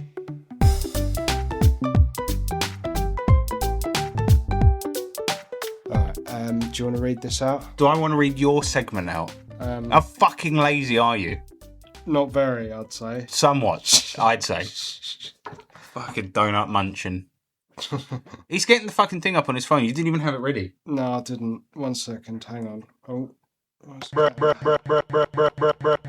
Video of Cat in the Hat playing. Why are you playing a video of Cat in the Hat? Why did you even have that ready on your phone? I don't know. Alright, sound test. I'll play the jingle, you fucking moron. Alright, this is sound test for the end of the podcast. And this time, I'm going to talk about one of the greatest game series of the 80s. Right, Sean, this better be fucking good. I'm just going to give you that. I'm just going to tell you that now. So I want to get all my favourite musicians covered, really. And I've sort of... Well, we did Racer X, didn't we? Famously, a licensed tune we couldn't use. Well, I mean, all my gaming ones, really. Unfortunately. So we're going to talk about one of the greatest series of the 80s. Mega faggot! It's Last Ninja 2. Last Ninja. Last Ninja series. Concentrate. I'm trying, but you keep pressing buttons. I'm not pressing those. I don't know where those... Mega faggot! I don't know where those sounds are coming... No, sorry, go on. We'll leave it there. No, Sean, you've got to do your segment. I've actually seen it. I'm trying. Right, okay, go. Right, I'll do a sound. to bring you in, right? So you hype yourself up. Let's go. So the Last Ninja series. One of the most successful series of the time, probably the 80s and early 90s. A lot of people played it back then. It was a sequel to the first Ninja, wasn't it? It was the very last Ninja, because he went through time and stuff like that. Right. You start out in Japan. In the second one, you're in New York. How did you get there? I can't remember, to be honest. It's been so long. But, okay, no, go on, sorry. It was one of the first games I remember having a really good story. It was a very sort of ambitious game. Combat, puzzles, a large world in isometric view. Cutscenes? Big, cutscenes. You had big sprites. Big sprites. Which were very rare for the 80s, of course. That's true. One of the most famous parts is the game is its soundtrack, which was nothing heard at the time, produced by Ben Daglish, and Anthony Lees was executive producer.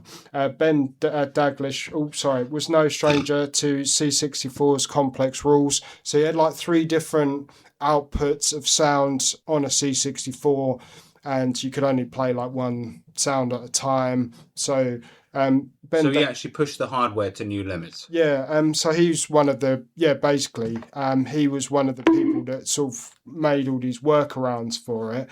And Last Ninja, generally the series, was said to push that even further. He sort of estimated. I found out actually, sadly, today that he died in 2018. Mega faggot! Because I was it's sort of that sort of thing where, alright. Sorry. No. Look, I've got to be honest. This is one of the most interesting ones you've ever done. I'm sorry I pressed... because one of my favourite composers ever. I know. Yeah. I'm sorry I pressed that button right after you said that. I forgot it was that one. I'm really sorry. That is the most disrespectful thing I've ever done. I'm really sorry. Right, sorry, go on. Okay, let me play a sound a nice one. I'm always sort of interested when I look at these old sort of soundtracks.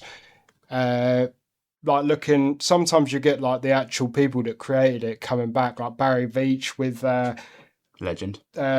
He still comments on his own stuff a lot, and stuff like that. I was just looking around thinking, why isn't he commenting on his own stuff? And he died in 2018, sadly. But he's legend. He was a legend. He said 500 games on the C64, and he composed 500 games. Yeah, he composed 500 games. Jesus. Legend. He inspired many musicians, such as Dragon Force. He has a huge fan base in Scandinavia, and well, like I said earlier, he laid the foundations for music on the C64. The Last Ninja series was apparently his favourite soundtrack that he worked on, and one of the most revered on the system. Sean, that was the best sound test you've ever done. Yeah, well, And I shat on it a bit there, and I'm really sorry. But that was really good. That was super, super interesting. Well done, man. thanks. Cheers. Thanks. You've redeemed yourself.